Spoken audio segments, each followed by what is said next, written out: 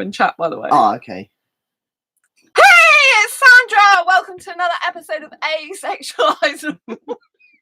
We're laughing already. Asexualise, my asexual life.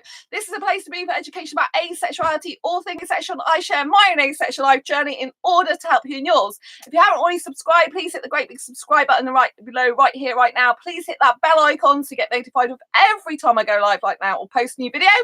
And don't forget, give this video a thumbs up as we go along if you're enjoying the content. If you don't know who I am Sandra Bellamy, author of this beautiful book, Asexual Perspective, 47 Asexual Stories, Love, Life and Sex, a celebration of asexual diversity. That's out on Amazon. The link is down below.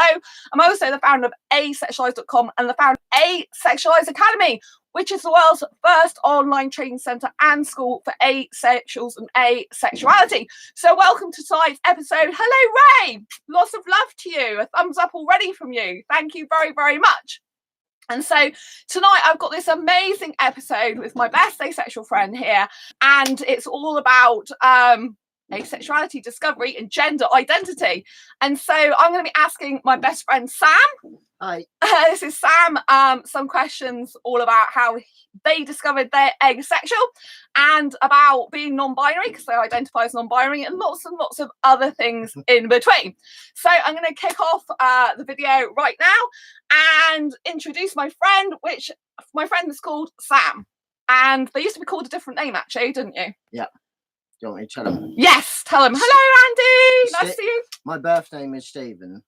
Yeah, so Sam's birth name was Stephen, and they've recently changed their name. So so shall we go into the gender binary or shall we go into the asexuality? Let's do the asexuality discovery first, and everyone can hear later about how and why you changed your name. So how do you identify yourself asexually? As an andromantic asexual. And what does that mean? Well, asexuality obviously means that I don't feel sexual attraction, and andromantic means that I'm attracted toward masculine folk, so basically guys, but like non-binary people that are masculine as well. Right, okay. So andrew basically means masculine, so okay. Andro and then romantic is... So it could still be someone who's female in body, but yeah, if they looks masculine. Yeah, if they look masculine, then yeah, because like I've been attracted to other non-binaries, so it's just more masculine people than feminine. How do you pronounce that? Andro-romantic? Andro-romantic is how I pronounce it, but everybody pronounces things differently. So in your asexuality, when did you first discover you were asexual? Well, I've never been interested in sex ever, never done it and never had any interest in doing it.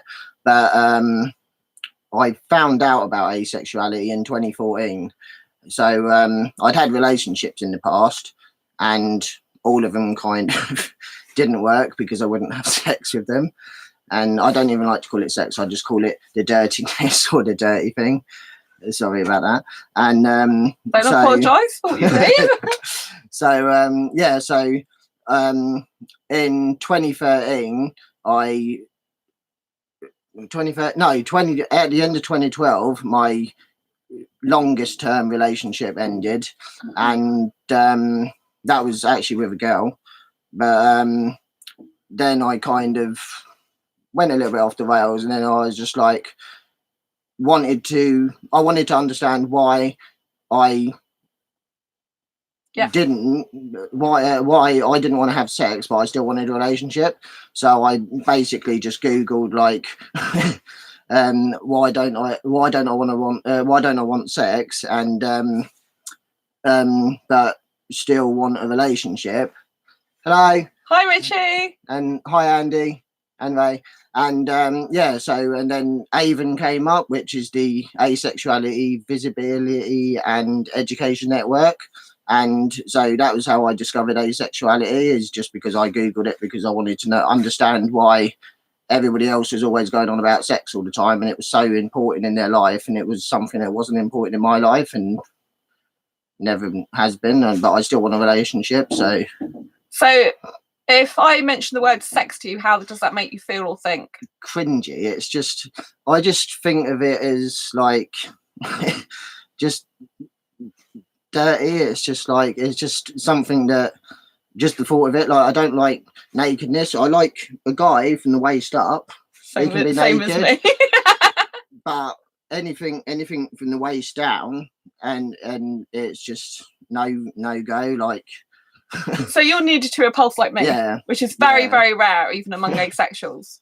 So tell me about your nudity repulsion. How does that make you feel, and how does it affect your life? It just makes me feel like, especially when you go to watch a film. I stopped watching TV most of the time, because you watch TV or watch films, and it's always like sex is always being pushed out there all the time, and even in advertisements, it's always like you see semi-naked people advertising everything all the time, and it's like, why do you need to see that? Like everybody else goes mad about it. It's like, oh, this is so hot. It's just like, it's not. It's disgusting. Yeah. It's like, people look so much better with their clothes on.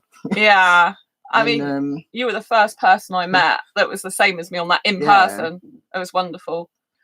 So how does that affect relationships then? It's really quite difficult, because like I've had one girlfriend and 4 boyfriends, and the girlfriend, me and her were never naked anyway, but with most of the boyfriends we did get naked, and it just made me feel really uncomfortable, which like, I never, because I wouldn't have sex with them, they all ended up fizzling out anyway. But just I got naked because it was kind of expected when you're in a relationship, and it just made me feel really uncomfortable, and it kind of created a kind of barrier, like a barrier or division between us, because like they obviously wanted to be naked and see me naked, and like I don't even like seeing myself naked, and like it's just, so it kind of just is something that I just find absolutely disgusting. So how do you tell a partner about that? Did you used to tell them or not? I didn't, no, because since I discovered asexuality, I've only had one relationship, which lasted not very long because it just didn't work out. But I haven't actually had a relationship, unfortunately, since I discovered asexuality. So I am like, if anybody like, if I'm interested in someone and I'm talking to them, then I will say like I all my social profiles said I'm asexual and that I don't have any interest in sex. But if I'm talking to someone and want to develop it further, I will mention that like I don't want to see them naked unless it's from the top up. And how do they react usually to that? A lot of them don't react very good to it. Like a lot of people seem to like, even asexuals, like they like the naked body, and like, so it's difficult, because I need to find a partner that's asexual, doesn't mind a non-binary person, and doesn't want nudity involved. So it's like, because it's 1% is asexual, and then you've got like all of the other percentages. It's just like, it's probably about 0.1% of the population I've got to choose from. Yeah, I can relate to that, because I'm obviously nudity repulsed. I'm only into guys, but I love kissing. Oh, let's get on to the topic of kissing. I love kissing. You don't like it? I'm not so into kissing, because like I have like it's difficult, because when I was with my girlfriend, we didn't kiss at all. Like, I'd peck her on the like forehead and that, but we never snogged or anything. But when I was with my boyfriends, we did do a lot more kissing. I heard about some of that. I'm a lot more comfortable kissing a guy than I was. Like, basically, I got the girlfriend because the boyfriends had not worked out, because I wouldn't sleep with them. So I thought, well, if I get a girlfriend, she might not want sex.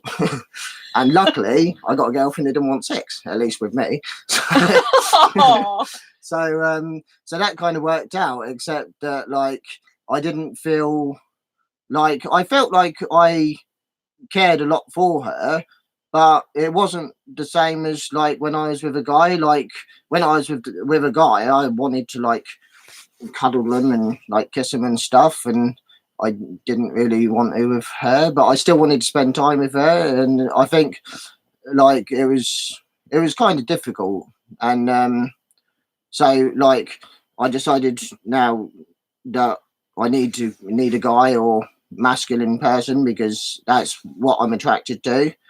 So like I'm learning new stuff about myself all the time, just like like I suppose everybody's the same really. You like always like learning new things and that, and always growing, and I think that's important with everybody. Yeah, asexuality, I think, is a journey of discovery, and Yeah. people don't really understand that at the beginning. They kind of like really worry that they've got to. Sorry, I might have to shut the window. It's going a bit blowy in here. Well, I think carry on talking.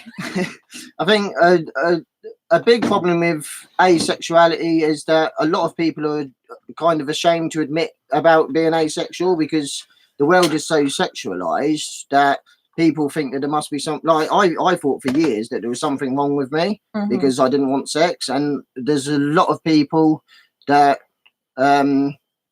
still don't want to admit that they're asexual because like it means that they're not like everybody else. Normal. Yeah, they're not normal.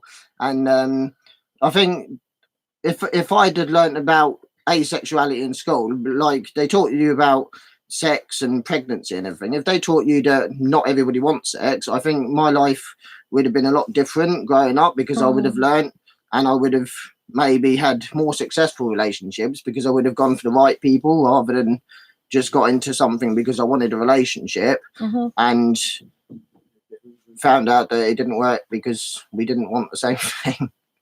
How is it being with a female then if you're more attracted to guys? How is that for you? Was it hard? It was really difficult because even when we were together, like I was still attracted to guys, and like obviously I didn't like act on any of that because like I never would, because like it doesn't, like if I'm in a relationship then I'll be dedicated to that person. But like it was really difficult, but we were kind of really close friends beforehand, which I think kind of led to me thinking that I had other feelings for her. Yeah. And like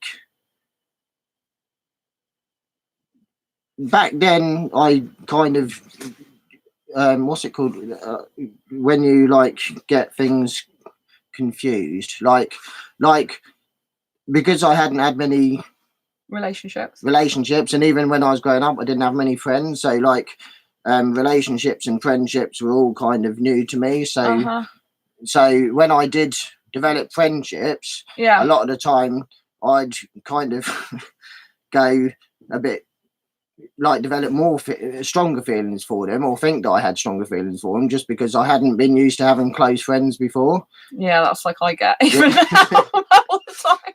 But yeah, it's a lot different now since I discovered about asexuality, and like it's opened up a whole new world because I've started going to asexual meetups, and obviously because I'm at one now.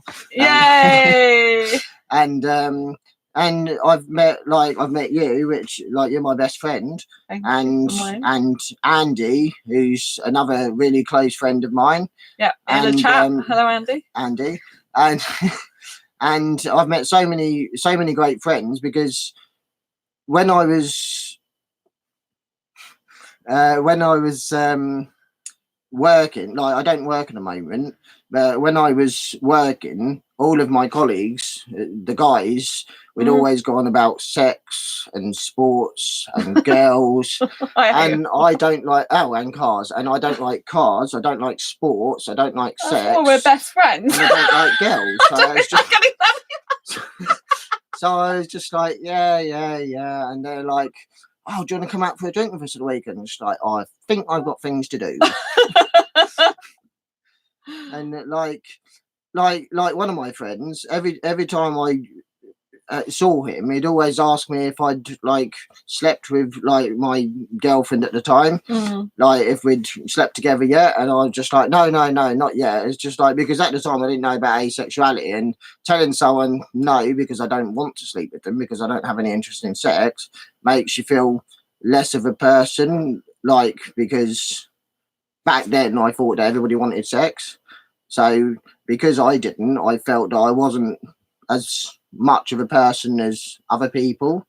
Whereas now I know that I'm just as worthy and just as decent, like just as worthwhile as anybody else. Actually better in my opinion, because I'm not, when I'm around you, I know you're not going to pounce on me for sex. One, because you're not attracted to women, but two, even if you were, you wouldn't, you know what I mean? You wouldn't be sexually attracted. Yeah. So yeah, that's really, really good. So you identify as non-binary. Yeah. So explain that. Basically, I was born obviously assigned male when I was born, and like growing up, I never fit in with the other boys and that. Like they're always like into like the same sorts of things, and I just didn't have any interest in them. And like the last like year or so, like my first experience with it was probably about 5 or 6 years ago. And at the time I actually felt a lot more feminine than masculine. Yeah. And but the last like year or so that I've like, especially since finding out about asexuality, has really helped a lot, because through the asexual meetups I've met more non-binary people. Like I didn't really know many before that, and it's kind of helped me to discover more about myself. So I basically I don't feel like I am male or female. I if I could just be completely like smooth downstairs and not have my genitalia, I would quite happily do that, like a Ken doll or a Barbie doll. Yeah. I'd much rather be that, but unfortunately I need to use it for toilets and stuff. So yeah. But like I just feel like I don't fit the normal male or female role, and I use they and them pronouns because like I don't like being referred to as he and or she. I just feel more that I just feel like I'm just a person, and like that's basically I just don't feel that I fit the binary genders, and it's just what does binary mean? Binary just means like basically with the binary genders it's male or female, so you can be one or the other. Whereas with non-binary there's obviously gender fluid, or which I think is what's gender fluid? That's a good question. I think gender fluid is where you can kind of fluctuate between male and female. Fluctuate between either or even neither, where I just am permanently neither gender. I think it's agender, isn't it? Agender. Yeah, agender. We don't identify as any gender. Yeah. Yeah, and so with non-binary, like with binary, you just get male and female. With non-binary, there's agender, there's gender fluid, and there's probably more that I don't know because I'm still learning about like. Have you ever wanted to be trans or thought about being trans? I have thought about it, but then I was like, I don't want any, like I don't want breasts, and I don't want any genitalia. I'd rather have nothing there at all. Like I do actually have a trans nephew that was born a female, assigned female at birth, and he's 13, and he's changed his name, and he's a pain in the backside. but he's so much happier being treated as a boy, and I'm proud that he can be himself and that he's not like when I was his age, I probably would have been ashamed, like I was ashamed of not wanting sex. I probably would have just been ashamed of not being one of the boys. Mm-hmm. And so I just kept everything hidden for years. And so I'm proud of him that he's been able to admit that he wants to be a boy and that he is a boy. And like at the end of, and his dad and his mum have been really supportive, and so the rest of the family, and like I am really proud of him. That's really good. That's really, really good.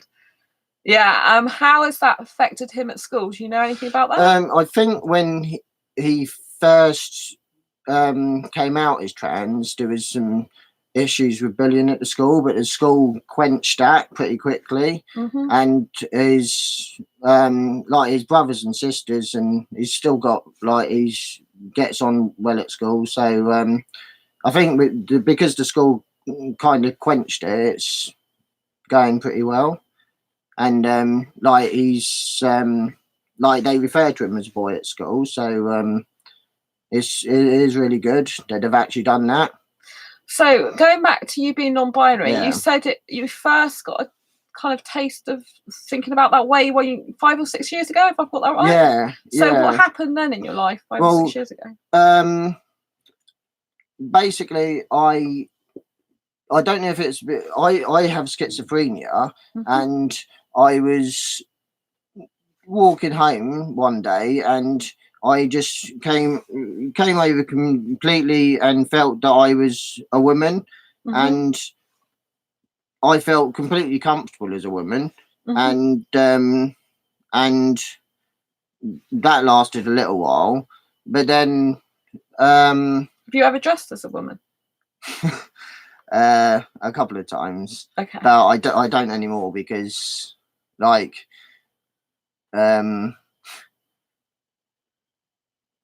well, like it wouldn't bother me if I did wear a skirt, but Yeah. like I just don't really I don't want to be seen as a guy or girl. So it's kind of difficult because like you can either dress as a guy or a girl. There's not really any way you can dress and like kind of tell people that you're not one or the other. Yeah. So it is kind of difficult. Do you think they'll ever bring out fashions where they're like half of it's a male suit and half of it's a female dress?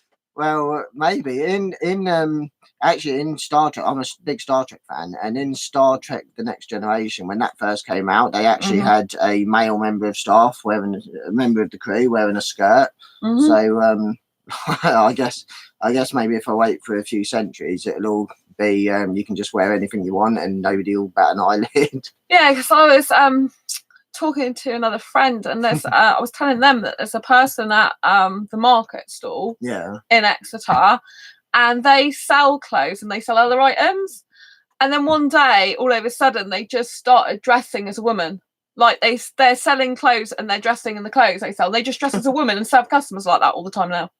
Oh, so they're out about, they just literally dress like a woman constantly. That's what I do now. And it's really weird because it wasn't a gradual change. It was just like, boom, that's it. I'm a woman now. Well, they still got a male face, so they don't wear a wig or anything. They've still got the male face, but everything else is like dress, like or skirt. I think it is blouse and cardigan, something like that. And they just serve customers like that. So it's kind of like they're selling and they're modeling their own female clothing. Which I guess is quite a good selling point, but it's just like, I think it's really good and brave of them to do that. Yeah, I think it is. I think, like at the moment, there's I've seen a lot of increase in transphobia and that against like non-binary and transgendered people, which is really annoying because like at the end of the day, people just want to be who they are, and that's why I'm so proud of my nephew and other people that can accept and acknowledge who they are and be who they are, because like especially in today's world, sometimes it takes a lot of courage to stand up and say, this is me, this is who I am, and I'm not going to change for anybody else.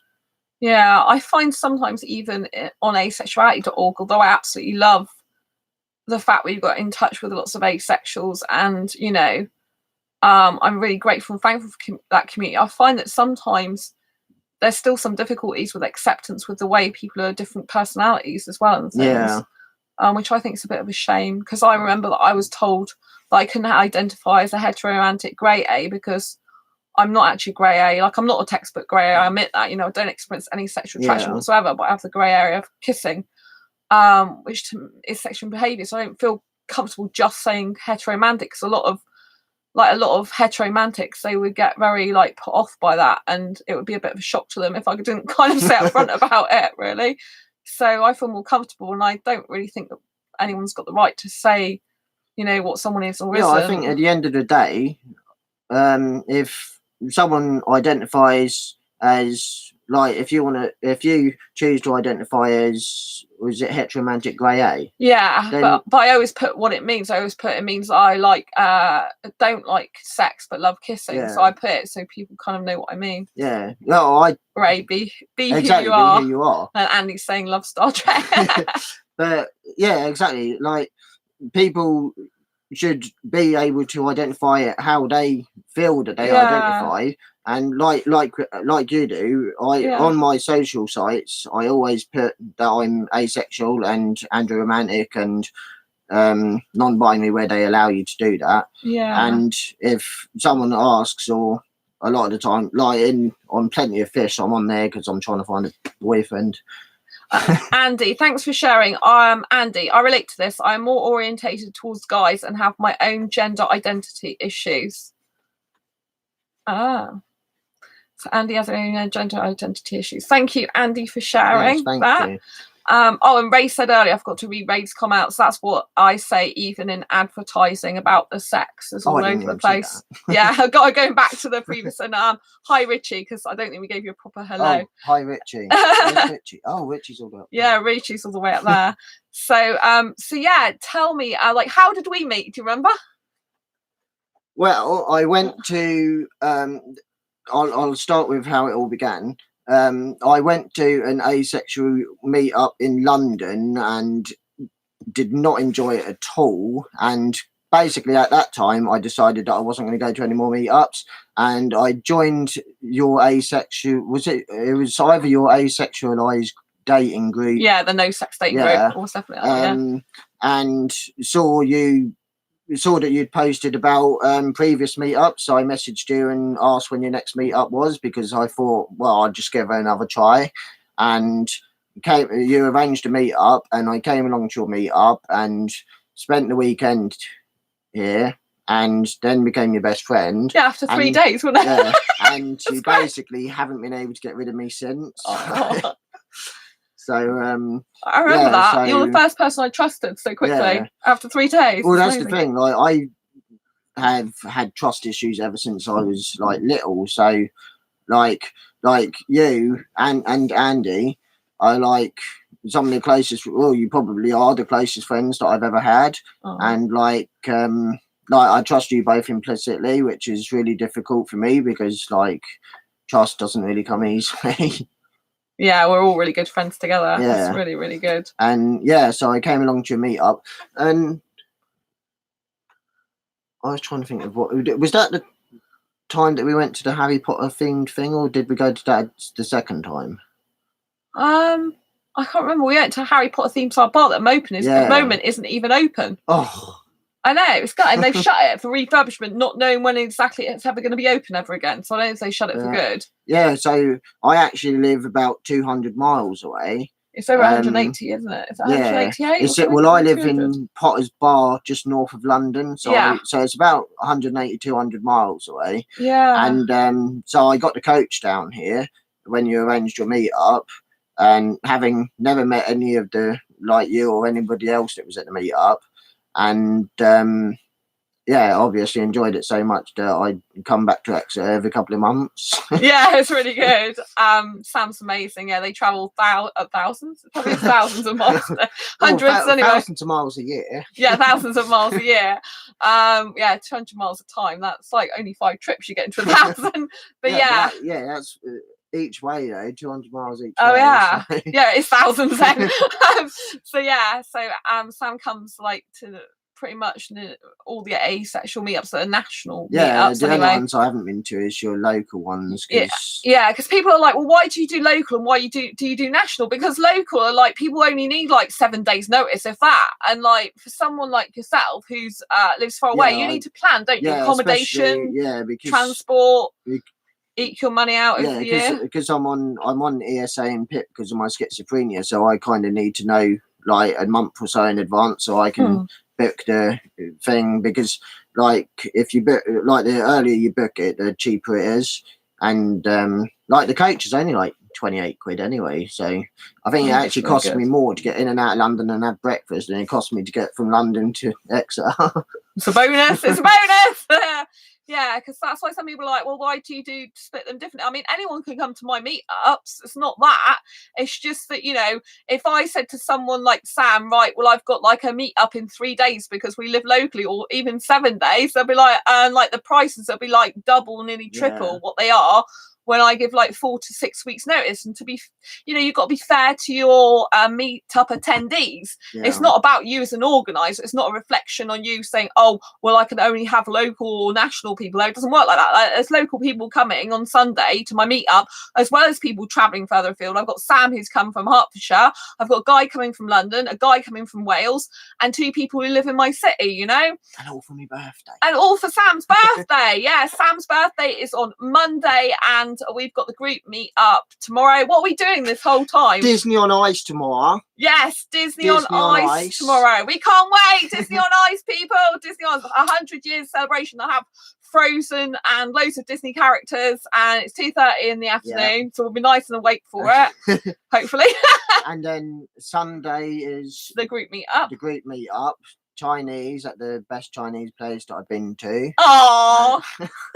And then tea and chats. Yes. And then Monday on my actual birthday. Yes. Is it Plymouth Aquarium? Yes, we're going Plymouth Aquarium. And Nando's, and we're going to see Terminator, the new movie that's out. I'll be back. And Tuesday I've got to go back home. Yeah, we don't like it, do we? Saying goodbye. It's horrible. It's horrible. I was like, why can't you live near here? Really? But yes, Sam has to go back. But yes, Sam arrived today, and we've had Nando's today, haven't we? So far, and we're going to go and eat have Nando's again. This is Nando's near where I live now, which is always handy. But celebrating 100 years of Disney on Ice tomorrow. Like, it's ice skating with all the Disney characters, and I've like seen clips from it. It's about a 2-hour show, and it just looks absolutely spectacular. I cannot wait. Like, it's going to be amazing. Obviously, it's not going to be cold because it's ice, isn't it? You need to take your coat just in case. Yeah. So I've been to one, at least one ice show before, which was like from off TV. You know, when they have like dancing on ice. But the Disney on Ice is going to be so spectacular because I'm a Disney girl. Like, I love Eeyore, and I love like being a Disney princess, and I love all the magic and wonder of Disney. And is Aladdin Disney? Yes. The yes, Aladdin we have film. To talk about that. We get attracted to the same guys a lot of the time. The guy, I can't remember what his name on Aladdin. The guy that plays Aladdin in the new film is absolutely gorgeous. Yes, we both agree. Like, lush, lush. So people, so some people don't understand, like, if you're asexual, how you can have any attraction. Because people have said to me, like, you're asexual, so why do you want a relationship? And like, how can you fancy people? It's just like, because I can be romantically interested in people. So just because I don't see someone and think, ooh, I want to bang you, doesn't mean that I don't see someone and think, oh, you'd be nice to cuddle up to. You'd be nice to kiss. Yeah. You'd be nice to spend some quality time with. I just so like, yeah, it's really annoying because there's a lot of people that say they either say, oh, you just haven't met the right person yet, that's why you haven't had sex yet, or like, if you don't want to have sex with people, then you don't have any right to have a relationship. Someone actually said that to me a couple of years ago, about 2 years ago. I'd posted about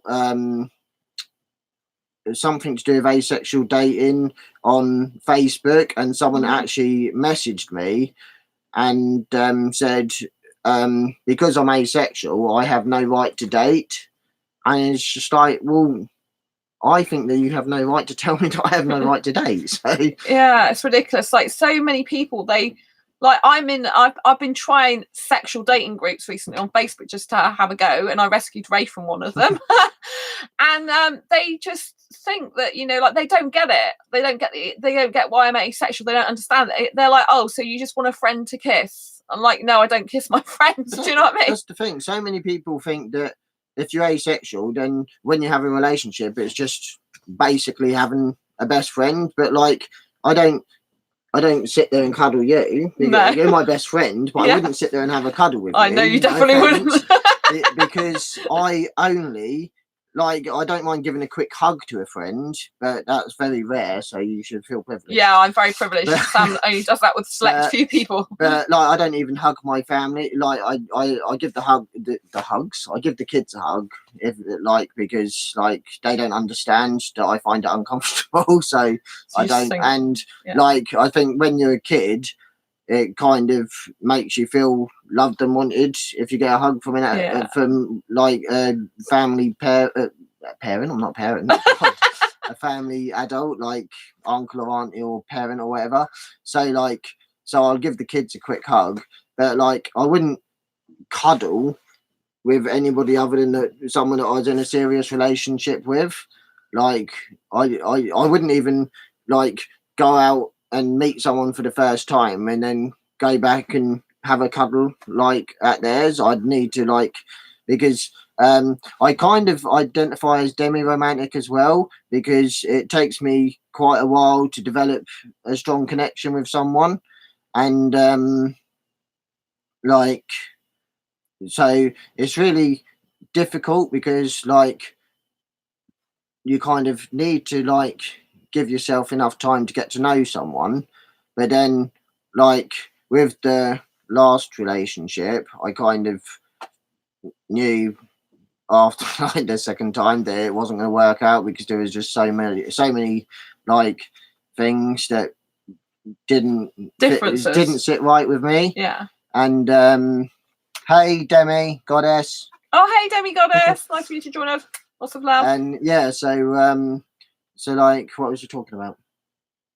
You were talking about being demi-romantic. So I wouldn't cuddle just anybody. And so you can be asexual and still want a relationship.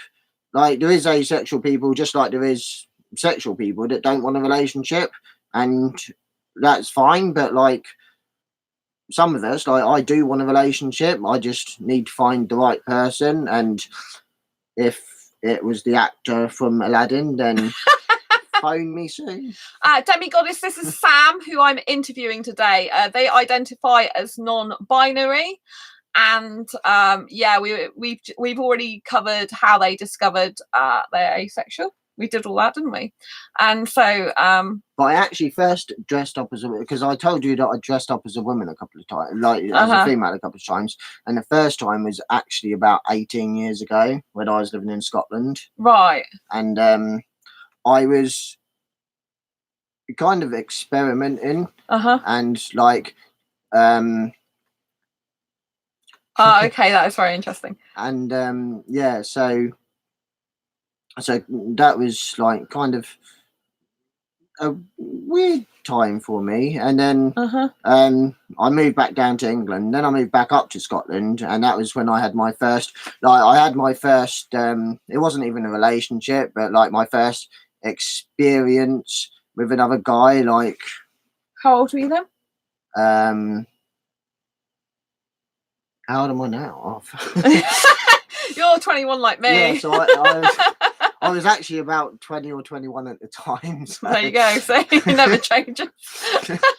So I've been 21 for quite a while now. So so I was about 20. I never had girlfriends or boyfriends growing up, because I liked I knew from a very early age. I was 7 or 8 in primary school when I had my first crush on another boy in my class, and so I knew from a very early age that I was interested in boys rather than girls. And then when I started secondary school, I absolutely fell crazy in love with this guy in my year, and I'm not going to say his name. You're tempted. I'm tempted, but even now, like, I've got him as a friend on Facebook, and even now, I still really Is like he him. single? I don't think he's into guys. That's a shame. How do you? I've always wanted to know, as a guy, how do you? Oh, sorry, you're not guy. No, sorry, sorry, you don't go for guy. Sorry. But back then you did, right? Yeah, back then you identified as a guy. So how back then, when you identified as a guy, do you show interest to another guy without it being weird? If you don't know whether into men or women. Well, it was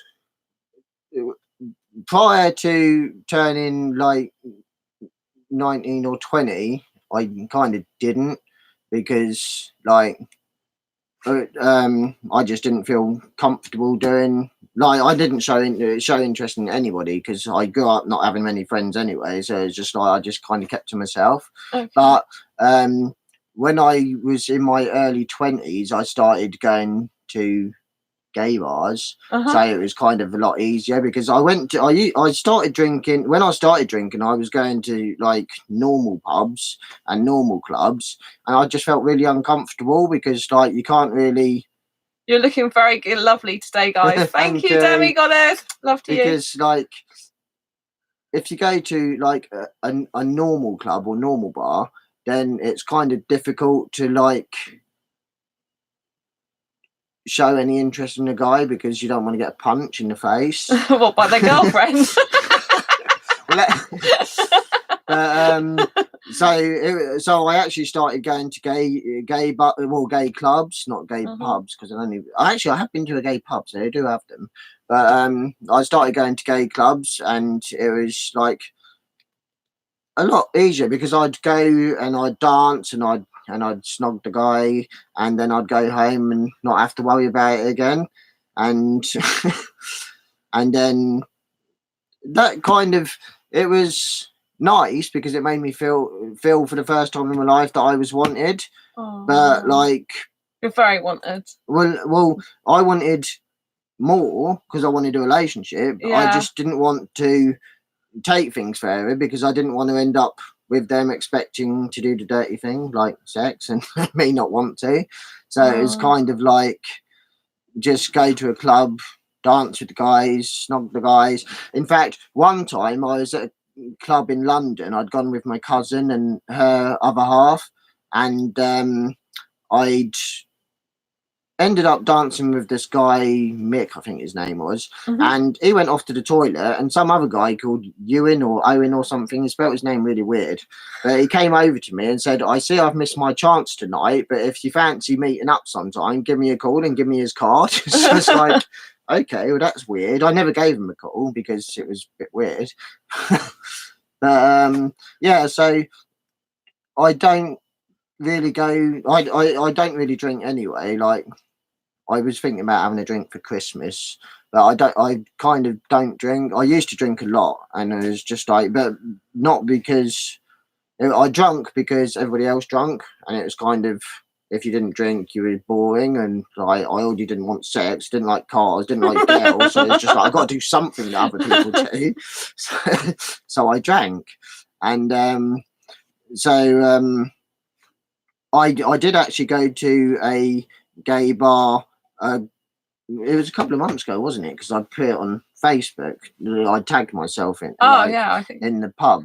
Well, it was like a little pub or club, and I walked in. You did that by yourself, didn't you? Yeah, I remember that. And I walked in and tripped over the step and fell flat on my face, and I hadn't. I hadn't even had a drink, and I was just Did a guy save you?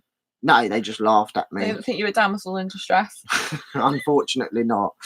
But while I was sitting there, 2 or 3 other people did the exact same thing, so it made me feel a little bit better. That's good. No, it's not good, but it's kind of reassuring. It was good for me. But so I don't generally go to I don't know whether to call them straight clubs or pubs or normal clubs or pubs. But I generally, if I not at an ace meet, Yeah. which is about one of the only times I actually go out, because I go to Ace Meets in London now as well. Other than that, if I go to a pub or club, it would have to be a gay bar. But unless you're out with me and then you're eyeing up the guy. So. But it has been quite difficult because I've experienced a lot of homophobia and that over the years, and like it's like, and like I said, like with the rise of transphobia as well at the moment, it's like really difficult. But like I'd rather be open and honest about who I am, even if it attracts like idiots, because if me talking about who I am and how I what's it called, how I discovered it and that, and how I identify and how I discovered that, then if it helps one other person, then sod all the haters. Exactly. Like I'd rather help one person and like know that that's like going to be with them for the rest of their life. That's what I think. I think you can't take your secrets and things that happen in your life to the grave, so might as well share them to help others. Well, until I was like 30, I just realised I just said your what birth certificate age? Until I was 20 plus 10, I kind of kept everything inside. So like I came out as gay when I was like 18, 19. But how did people react to that? A lot of people were very negative about it, but there was a lot of support as well, and yeah, it was kind of mixed. But I think the last few years it was getting more accepted, and then the last year or so it's just gone downhill. Like I've been to Pride twice. Well, I've marched in Pride twice, and I've been to Pride as a spectator twice. And the first time I went to Pride and marched in it, I wasn't actually supposed to be marching in it. I was supposed to be meeting up with a group of asexuals that I met, that had organised it on Ace book, I think. Not Ace, but well, it was on some Ace site. Yeah. And I got there, couldn't figure out who they were, and then some nice guy saw me and said, "Hey, you with anyone?" I was just like, "No." He's just like, "Oh." And then he bought me a drink, and then we just hung out for the rest of the day, chatting each other up like you do. So then we basically just jumped into the what's it called, the Pride Parade, and just marched along with them.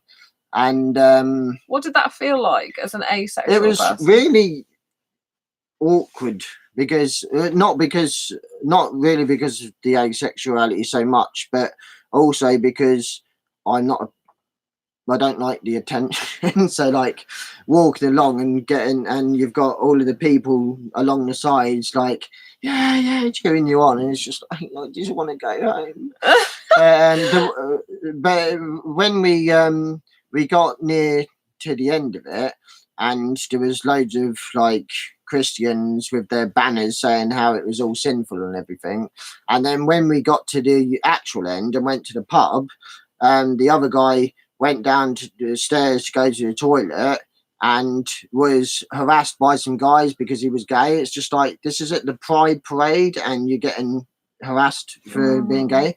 So when I was working for one of my jobs, I actually really loved the job, but one of my so-called friends was quite belligerent about my sexuality. One of the other guys that I was working with got really hostile about my sexuality, and so I'm really happy that I can identify as asexual, but then you have to keep on explaining to people like what asexuality is. Yeah, what asexuality is, because like people I'm on Plenty of Fish and other dating sites. Oh, we're going to talk about dating in a minute. It's going to be exciting. And it's clearly states that I'm asexual, and it states I want a sex-free relationship, and I still get people messaging me telling me they've got a high sex drive and like, oh, I really want to like have some fun with you. It's just like, can you not read? I don't.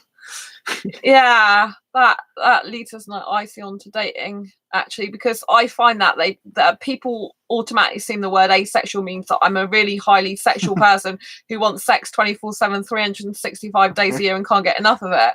But it's actually the opposite. But yeah, if you're on Plenty of Fish and you've actually put in your profile, you do not want sex. Yeah. How can they not see that? But some of them don't. Some of them don't even read it, do they? Yeah, they just see your profile picture.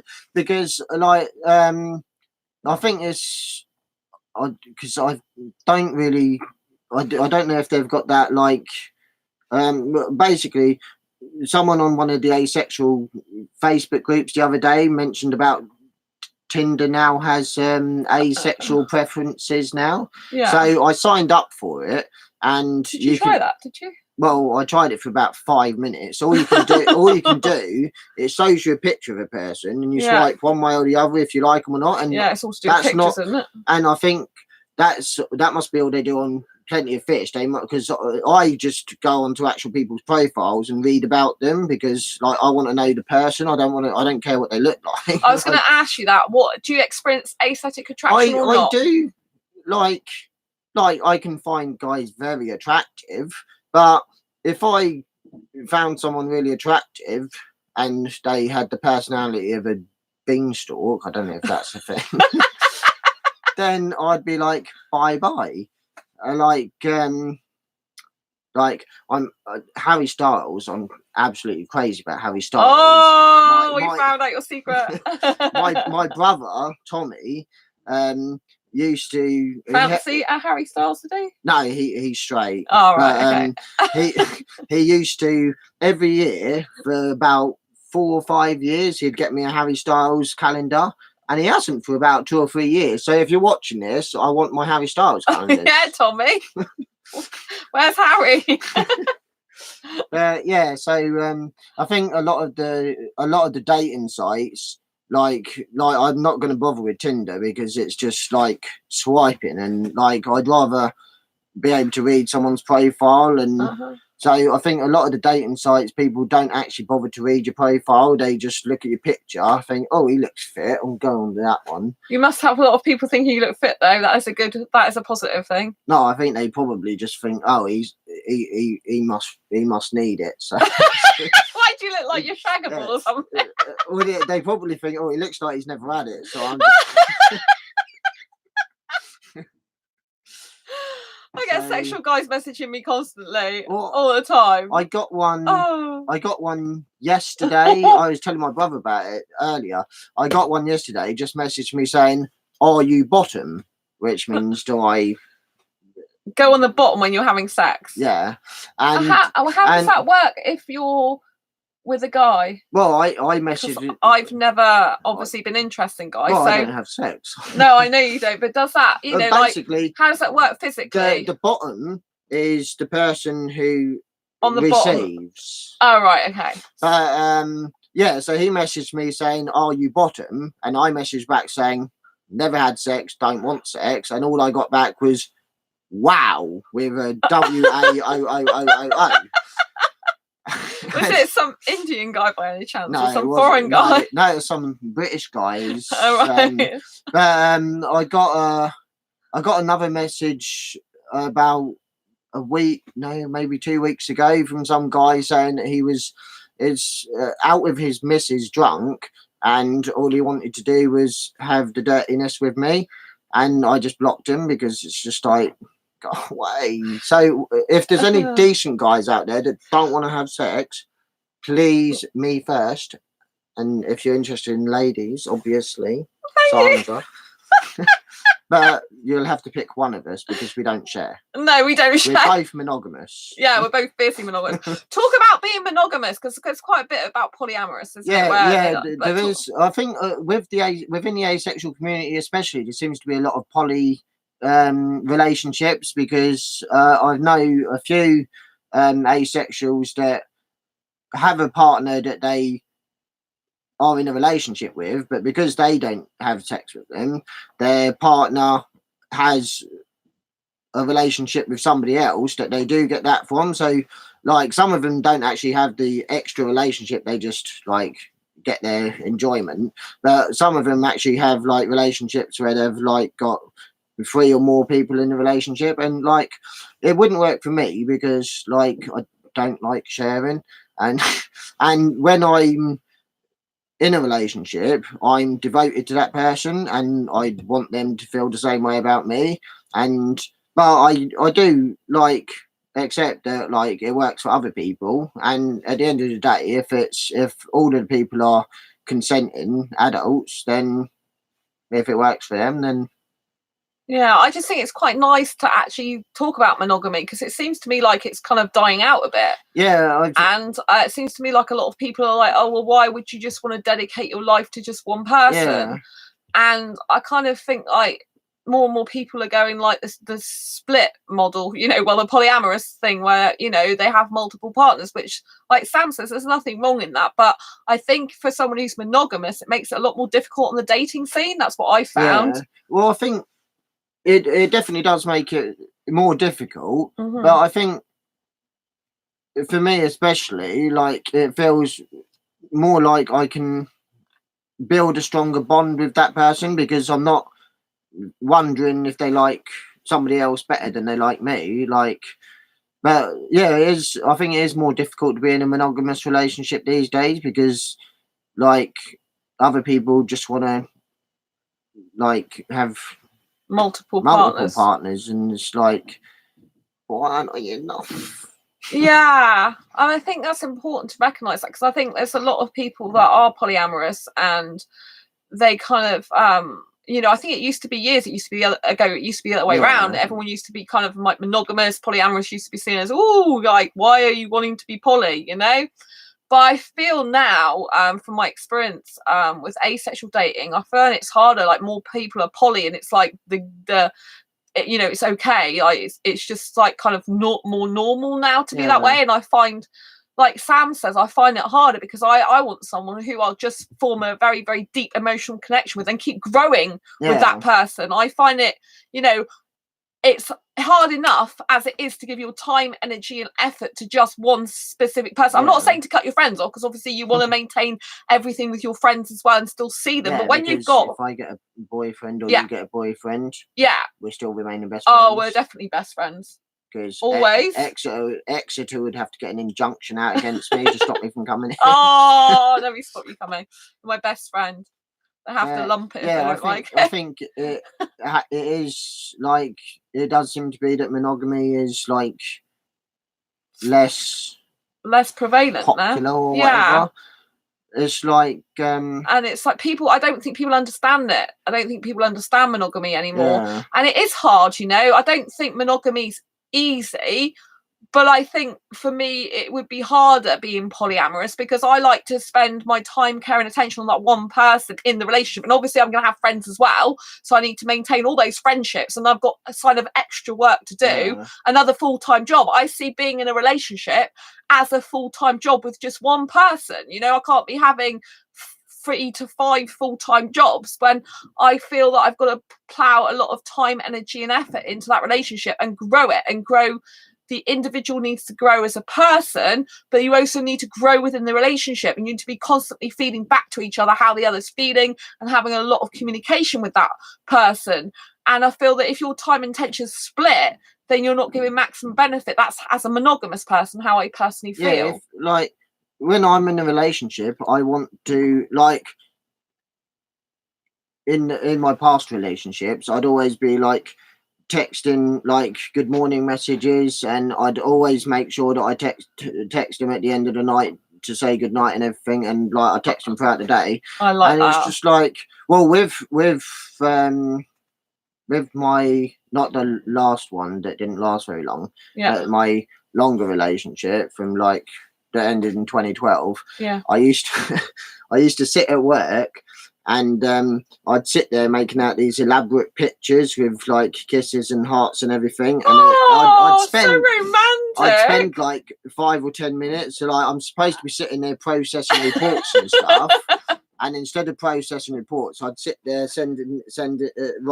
creating these elaborate messages of hearts and kisses and That's stuff so with cute. words, just like "you're the most special person in the world" or stuff like that. Oh, thank you. And yeah, so like if I was in a polyamorous relationship, every morning I'd have to get up and I have to start message. I'd have to message 2 or 3 people in the morning, and then I'd have to send them all one of the. I couldn't send them all the same elaborate beautiful message. I'd have to send them all a different one, otherwise it'd be like that's just copy and paste. So that's like 30 minutes out of my afternoon time, and then I'd have to send them all messages at night. It's just like, which one do I text last at night? Because surely whoever gets the last text and the first text in the morning, they're going to think that they're more special. And it's just like, oh no. I think that's very well thought out, actually. That's a very but like I also like to spend like quite a bit of quality time. Like obviously I understand that you can't spend every day with someone, and I do like time to myself because obviously I've got my little universe and everything, which we've got to talk about. Yes. And yeah, so but I like in my previous relationships, like one of them was really long distance. He lived in somewhere yeah. It was like 2 hours on the train. So I only saw him at weekends and stayed at the weekends. But with the other relationships, they're all local. So I used to see them like a couple of times a week, or 2 or 3 times a week, sometimes 4 times if I was really lucky. And so like I wouldn't have time to spend on multiple relationships. Yeah. But I wouldn't want, like I know some like some people that are in a poly relationship, they do only have the one partner. It's the other partner that has other partners, but I wouldn't want that either, because I want that partner all to myself. Same here. Like I think it's important. Like one of my partners did their very best to turn me against my friends because they didn't want me having friends, and it was very abusive relationship. And like I got hit as well, which I think that's important to know that this was the woman you were with when that was the girl that I was with. She Sam. hit me, she lied to me, she lied about me, and she did everything she could to drive a wedge between me and our mutual friends. And thank you for speaking out about male abuse. It's so important. I mean, sorry, you're not a guy anymore, but back then you were. I did identify as a guy back then. Yeah. But like it does happen. Like I've known other guys that have been like hit and abused. Like abuse isn't just physical. Like you can get a lot of emotional abuse as well. And I did suffer with a lot of that as well from the same partner. Like the boyfriends that I've had, they were never abusive. They just didn't stay very long because I didn't sleep with them. I don't understand why it's called sleeping with them, because you don't actually sleep, you just do days. So. Like I did sleep with my partners, I just didn't have sex with them. Yeah. I got into bed and went to sleep. Yeah, which is what asexuals actually want. When we say we're going to go to sleep, it's like we're going to actually go to sleep. Or in my case, maybe I'll spend another 2 hours on this channel vlogging or something, or writing a blog post or Facebooking or something, but not sex. But yeah, so then I forgot what I was talking about. Sorry. That's all right. We were talking about relationships. Male abuse, because you were identified as male back then. Yeah, so like that was saying it some of it's verbal. Yeah, mental, like emotional. Well, there was a lot of emotional abuse as well, because of the like trying to turn me against my friends and basically making me feel like less of a person. And also like several times, like I'd text and say, well, I haven't seen you for like 3 or 4 days. Did you want to come round and I'll make dinner or something, or we can go out for a meal? And she'd be like, oh no, I'm laying in bed. And then she'd be on Twitter at a party, and it's just like, you could just say you're at a party and it wouldn't matter, but why lie? Like, because if you're lying about the little things, then you're quite clearly gonna lie about the big things as well. And like, so true. That's one of the really, like, that's one of my biggest like things about a person is once you've lied once, I won't trust you again. Like, I'll always be amicable and I'll acknowledge someone, but I won't ever trust you as a friend again, because if you can lie, then you're quite clearly capable of continuing to lie. And once the trust is broke, that's it. Yeah, exactly. It's a bummer sometimes, isn't it? Because when you're dating, some person could do that, and you're like, why the hell did you have to do that? Yeah. You know. But one of my boyfriends, the long distance one, I went down to his a few times and stayed at the weekends. And the last time we were together, because I didn't sleep with him, he actually decided to drop me off at home, because I used to get the train there. He dropped me off at home, and then by the time he'd got home, he deleted me off Facebook and stopped talking to me because I wouldn't sleep with him. It's horrible. I know I'm laughing about it now, but it was devastating at the time, because, like, you really trusted him at the time. Yeah, but I think that's been my problem, is like, I don't really trust people very well, but once I'm in a relationship, I kind of put all my trust in them, whereas I think I should probably give it a bit more time to develop some trust. You're a bit like me, aren't you? You're just like, oh, life's too short, let's get on with it. Yeah, exactly. And like one of my boyfriends, I actually met New Year, and he was like 7 years younger than me, because I was 26 and he was 19. Oh yeah, you like younger guys, so do I. Yeah, we haven't talked about it. 21 plus. Yeah, I'm 21 plus as well. Yeah, but, we both like, But yeah, I was 26 and he was 19, and he initiated it, because like, I've never really been in a relationship where I've like, because prior to like discovering asexuality, I'd never felt comfortable enough to approach someone, because like, I always thought, like, you're obviously going to want sex at some point, so it's just not much point bothering. Whereas now I actually message people on like dating sites and get ignored. Or saying, I want to bang you.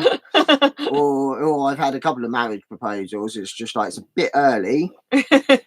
Yeah. But yeah, so we were together for a little while, and then we were at a club one night, and my ex that I was previously with turned up, and so I introduced them to each other. And then the next day, they put themselves on Facebook in a relationship. That's disgusting. So my boyfriend at the time took himself out of the relationship with me, stuck himself in a relationship with the other guy. That's horrible. Because that night I'd gone home and they'd gone home together. Oh God. And then I got back with him a couple of months later. And never, ever, ever get back with someone that cheats, because they ain't no good. Yes. Listen, people. Once a cheat, it's just the same with lying. If you lie or you cheat, you don't deserve someone, because no one deserves that. No one deserves lying and cheating is emotional abuse. It's just as bad as hitting someone, as far as I'm concerned. I agree. It's very devastating as well. If you really trust that person, you're like, how can you do that? What else have you been lying about? That's the thing. Like I think more of myself now, especially through like coming to your meetups and meeting you and Andy, and like, because like a lot of my friends in the past have been more just like, I have had a couple of friends that have actually been genuine friends, but I haven't really had like much to do with them over the time. Like some of them I have, but not very much. But like you and Andy have both treated me like an actual human being with feelings, and Which like awesome. and like like you both don't neither of you ask for anything in return. Like you just want to be my friend, and it's just like it's really Which awesome. So like it's really difficult sometimes to approach people because like I don't. Are we talking about dating still, or are we talking about as friends? Well, we're dating because like other than you two, like the people that I've dated have been not as emotionally close. Yeah, they like cheat and lie. Like there was the one that drove me home and dumped me, 2 that cheated, 1 that was in the closet, and then the one that hit and lied. So it's just like my track record of relationships is not very good. So I think I need you to actually vet the next boyfriend. Yes, if there's anyone who's interested in my friend Sam, you can email me asexualise@gmail.com. So and I will pass the details on to Sam. So like approaching people and building a relationship is really difficult. Yeah, especially because on dating sites, everybody just messages and says, even though it says that you're asexual, they just message saying that you want sex. Like even you get sexual messages. Oh, I get them all the time on Facebook for married men as well.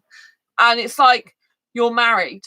I mean, there was one guy today that wasn't, that came on Facebook, and I don't think he's married or anything, but he was just like, he saw my sex is not what you think video, and he came on, he goes, oh yeah, I said that I was asexual and don't want sex, and they were like, oh yeah, I saw your video, but we can be really, really close friends. And I have to say now, don't let anyone emotionally abuse you. And this is so important since this guy came on, started talking to me. Because basically with asexuals, they think, oh, you can't get anyone else because you don't want sex. So you'll really want a close relationship online with me, like an emotional connection. And that's like basically kind of can lead to emotional abuse, because basically that's a person saying, well, you can't get anyone else, so why won't you have me? And they get really funny. They're like, oh, I don't understand why you don't want me. And it's like, A, I don't know you. B, you've just you're just talking to me and you're already talking about being close to me online. I don't want that. I don't want to be close to any guy abroad that I can't ever have a relationship with in person. And it's very emotionally, they want people to like stroke their ego and have this emotional close bond, And I told him, I said, why don't you go and get a girl? What did I say to him about here it was. I said, I unfriended you because I'm not interested in guy. I am messaging my friend on here and don't need this type of guy in my life. Go find a girlfriend and spend your time with her instead of being on the internet, because these people are just like, literally like, all they want is online kind of relationships all the time. This person put, okay, thank you for this. And it's like, well, go, if people who are married or, really that serious about getting a relationship that aren't even, these people aren't asexual, this particular guy, it's like if they spend enough time, energy and effort actually wanting to get just one person and going after that person properly and deciding on an actual serious relationship rather than messaging loads of women and trying to have sexual online relationships with them, the world would be a better place. We'd have more happy, healthy relationships and people would be actually getting a relationship they wanted. But these people, they just, even the married people, I've got this married guy and sometimes he's like, oh, I want you to video chat with me. I'm like, I don't want to video chat with you. Why won't you? I mean, he's married, for God's sake. I'm not interested in video chatting with a married man. I don't even know the guy. It's not like I'm friends with him and been friends with him for years. Do you know what I mean? What does Demigoddess say? Oh, yeah, I'm a gay demi boy. PFF. What's a PFF? I don't know. Like... Oh, that's not Demigoddess, sorry, it's NB. NB, physics philosopher, said that. I'm a gay demi boy. PFF. I don't know what PFF is. It's like I don't know what that means. MB, yeah. Tell us. Oh, Ray, some men don't care. No. Well, I think, like, talking about the internet and online dating and everything, like, it's all right for, like, to get to know someone initially, but I couldn't have a long-term relationship online. I know some people do, and yeah, I couldn't have that either. I think, although the internet has been great, especially for me building like friendships and that with the asexual community and everything, relationships seem to have like gone downhill because of the internet, because it doesn't mean anything, it's a noise. I just feel bad about being trans. Don't feel bad about it. Yeah, just don't feel happy with who you are. Yeah, exactly. MB, because my friend Sam, they identify as non-binary and they're really happy, and don't feel bad about being trans. I've been so much happier since discovering about asexuality and acknowledging that I'm non-binary and just being open about who I am. I've been so much happier. Like, I turned like, I'm trying to think of like about 5/6 of my age. And we don't talk about our birth age, it's irrelevant. And since then, like, I've just been open and honest about everything, like, because at the end of the day, like, I held everything in for all that time and it just almost destroyed me. Like, yeah, as kids we're told like to hold things in, aren't we? And talk especially that's the worst thing ever. Like, I grew up in a house with my dad and me and 4 brothers, so just a house of guys, really.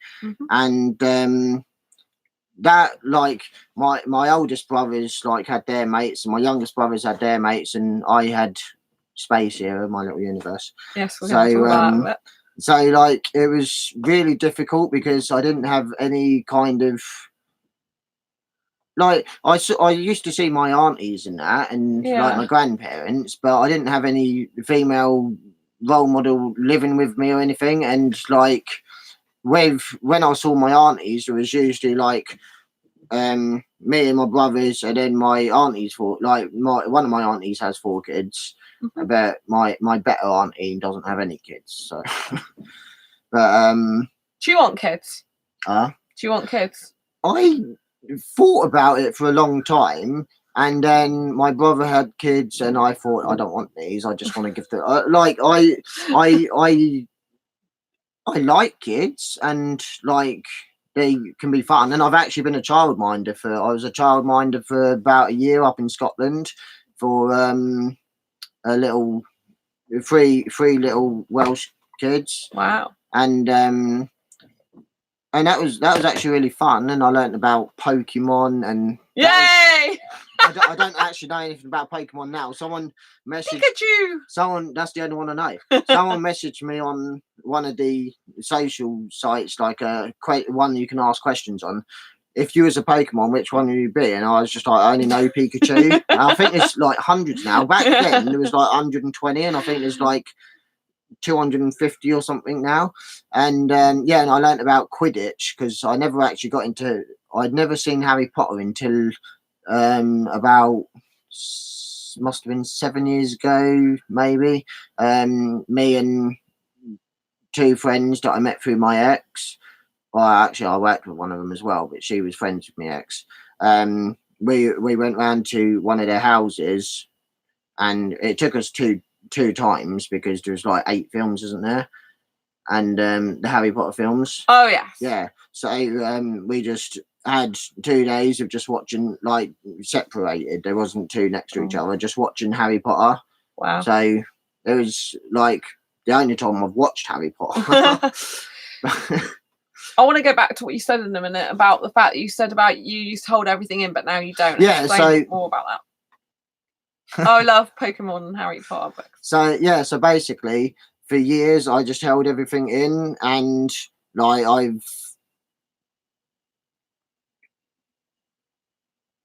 it got really, really, really bad, and like really bad, and then in end of 2012, my relationship ended, and then 2013.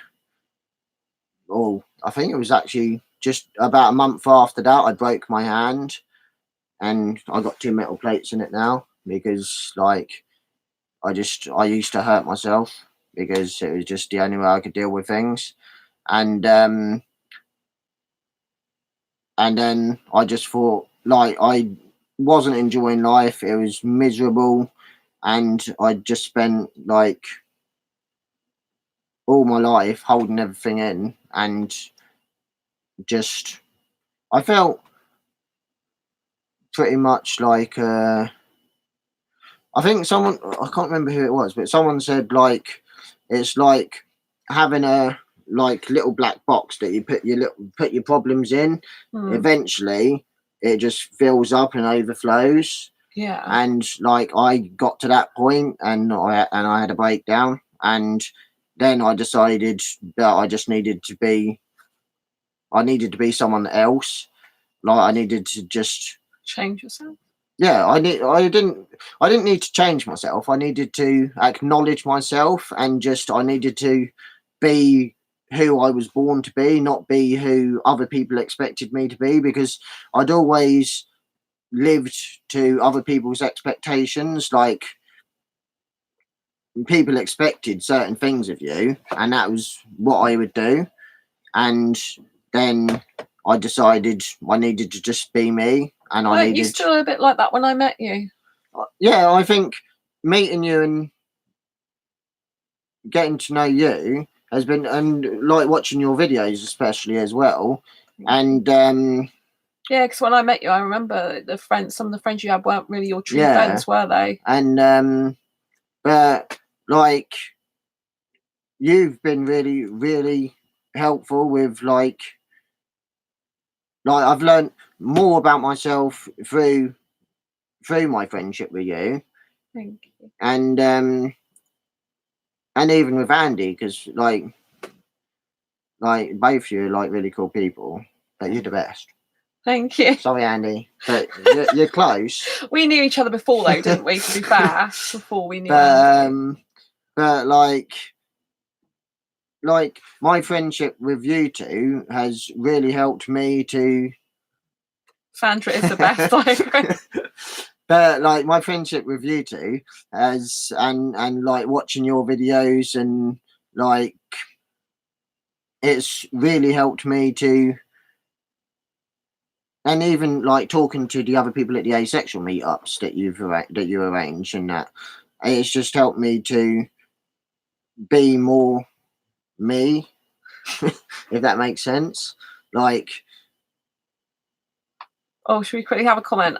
Envy. I'm sorry, I hold things in a lot too, and I'm a quiet person. I've been forced into the closet during high school. I'm too afraid to come out in college now, but everyone judges me because I'm awkward. I just wouldn't care about what other people thought. I had no friends in school, and I went to college and failed because I kept having panic attacks. When I was 12, 13, I started having panic attacks all the time.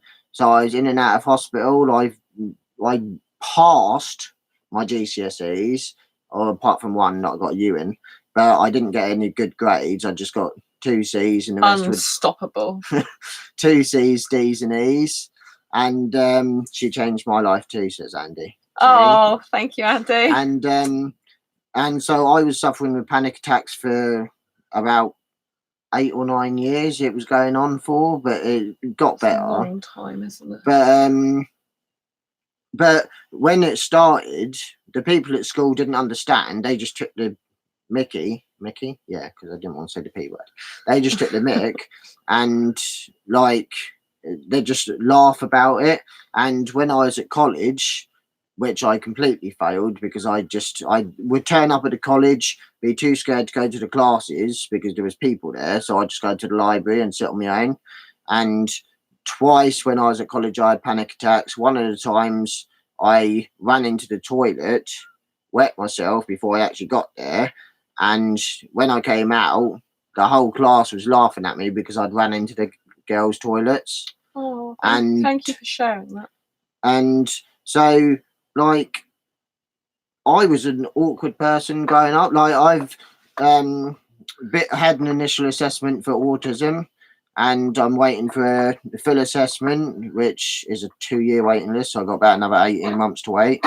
And but through your meetups and through you and Andy, I've really gained a lot of confidence, and because I think it's the first time in my life that I feel accepted as me, and that I can just be me and not have to worry about like this whole persona that I had to hide under before.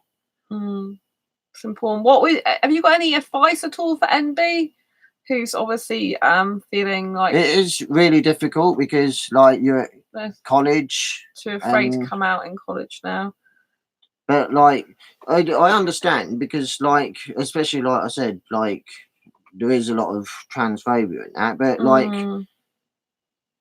can you try and come out to your best friends, maybe, if you've got any best friends or someone that you can confide in, because like I did tell one person I was gay when I was in secondary school, and he was like, he wasn't like a close friend, but like he was more of a friend than most of the others, and he was fine with it. So I think you need to know that you can trust the person, but like if you can confide in just one person, then it might make your life a little bit easier, because like I understand how holding things in can seem like the better thing to do at the time, because you don't want to like come off as awkward, and you don't want people being like judging you and that. But at the end of the day, people are going to judge you anyway, so try and be yourself. Like my nephew that I was saying earlier was assigned female at birth, so was my niece, and he's 13 and has his dad's changed his name officially, and he's so much like the school treat him as a boy, and he's so much happier. And like I think at the end of the day, you've just got to be true to who you are and sod everybody else. I agree. What Just about your name change as well? Yeah, I changed my name because I was born Stephen, which is a lovely name. Like I actually used to. I started off as Stephen, then I became Steve, and then I was just like changed it about a year ago. I started using the name Sam because I wanted a gender neutral name. MB said, I usually have some anxiety and I can't talk to anyone or make friends. It's like social dysphoria. I understand that as well. Well, I don't understand what dysphoria is because I'm a bit daft, but I suffer with a lot of anxiety, and in fact, quite a lot of the people who come to the meetup suffer with a lot of anxiety. The majority of the people who come to my asexual meetups have got anxiety. But like it can be difficult with like having no one to talk to. But is there like no auntie or uncle or cousin or sibling? Yeah, anyone's good, isn't it? Or counsellor. I mean, I've had counselling. Yeah, I had counselling when I was at college. Yeah, I had counselling. I've had counselling a lot of my life. I've had counsellors, and I currently see a psychiatrist, and I've seen a psychologist until 2 months ago.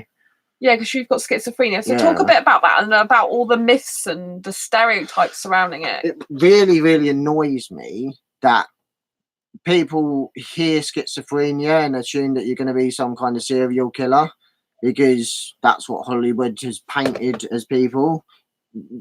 I have schizophrenia. All that means for me is that I hear voices and I see people that technically aren't there. But I don't go around hurting people. I have no intention of hurting people. I would rather get to the end of my life and know that I've helped at least one person. NB, I suppose if I don't fail this semester, next semester I could try coming out.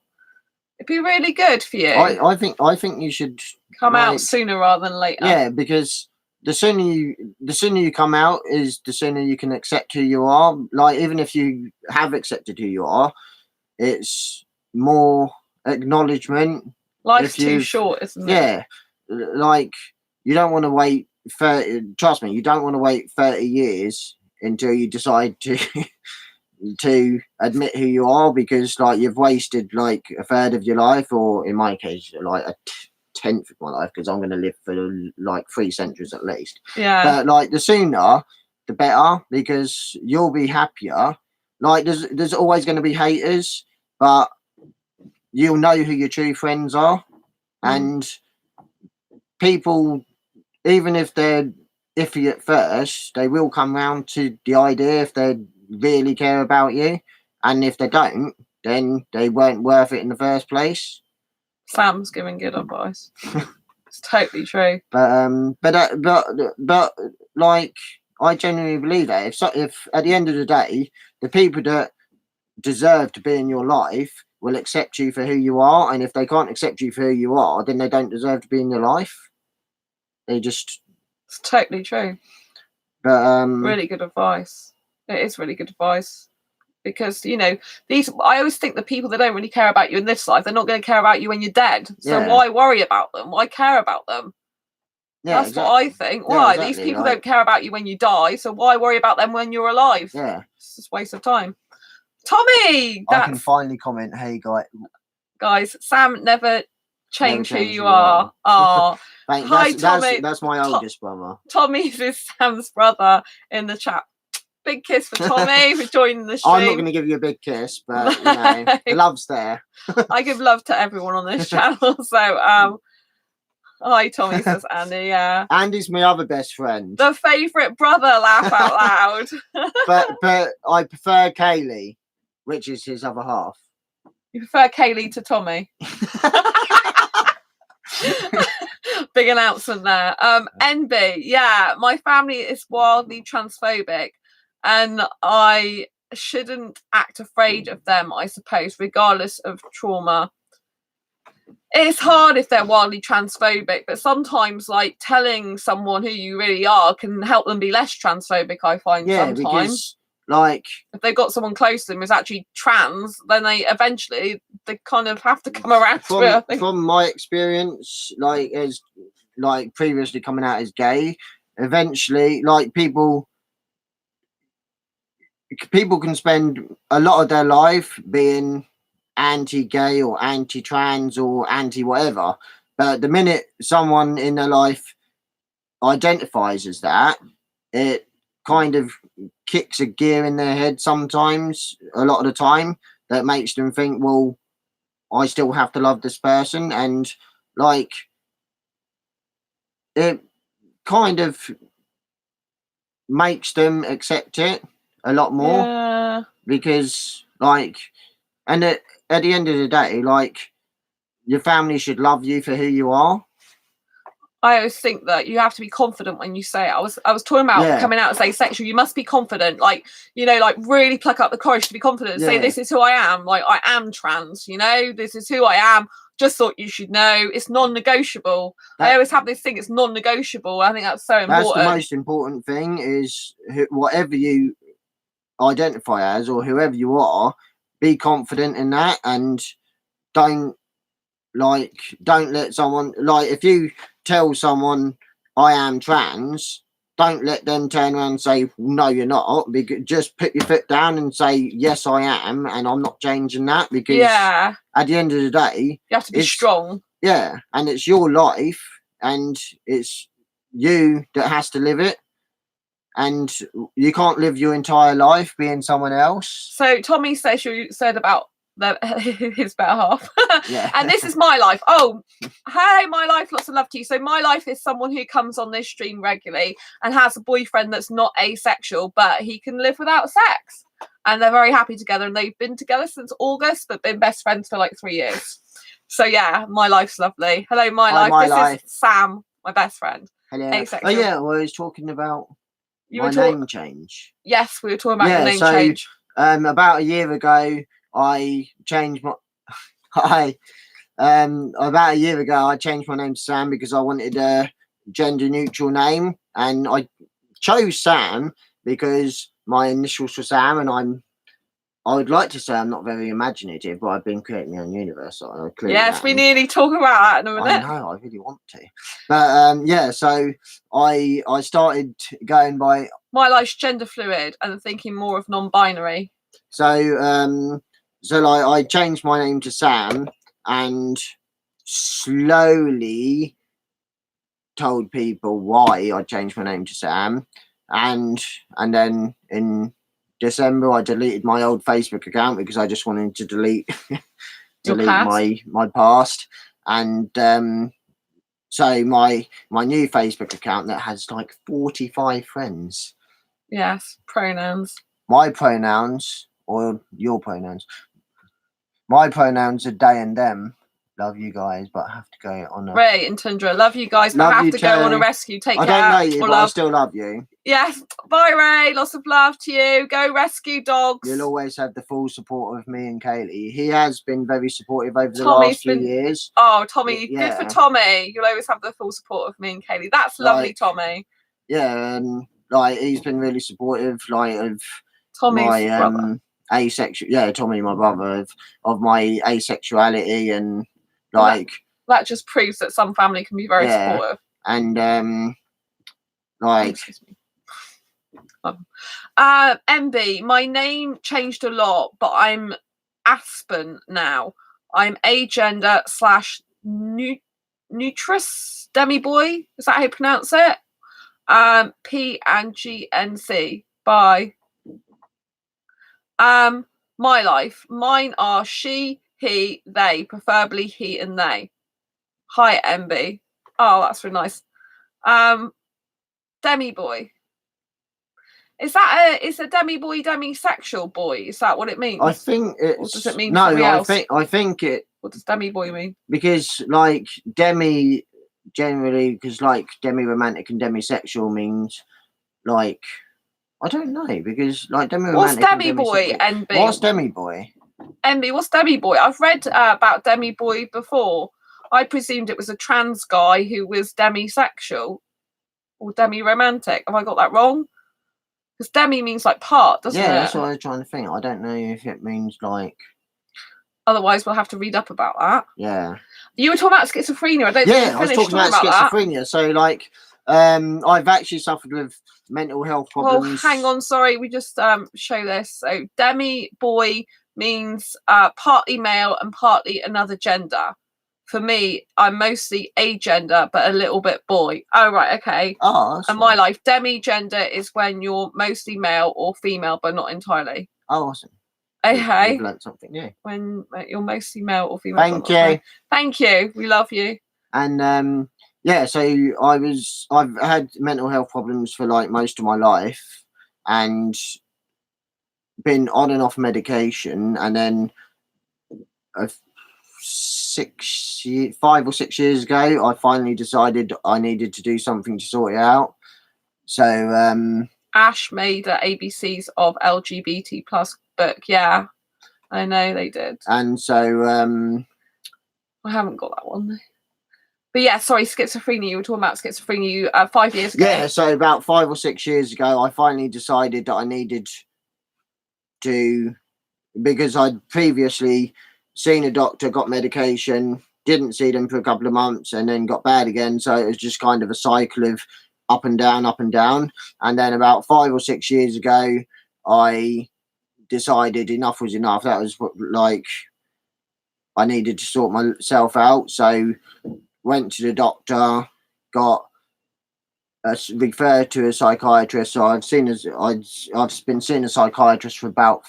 I saw a counsellor once, and then she didn't see me again, and then I saw psychiatrists, and I didn't really say much because I was seeing, every time I went to this place I saw a different psychiatrist. And with me, as with professionals like doctors and mental health people, I kind of need to build a relationship with them before I can start telling them about stuff and trust and stuff, because there's a lot of stuff that I can't just talk about. And so I ended up about 5 years ago. I ended up on a mental health ward and couldn't leave until I'd been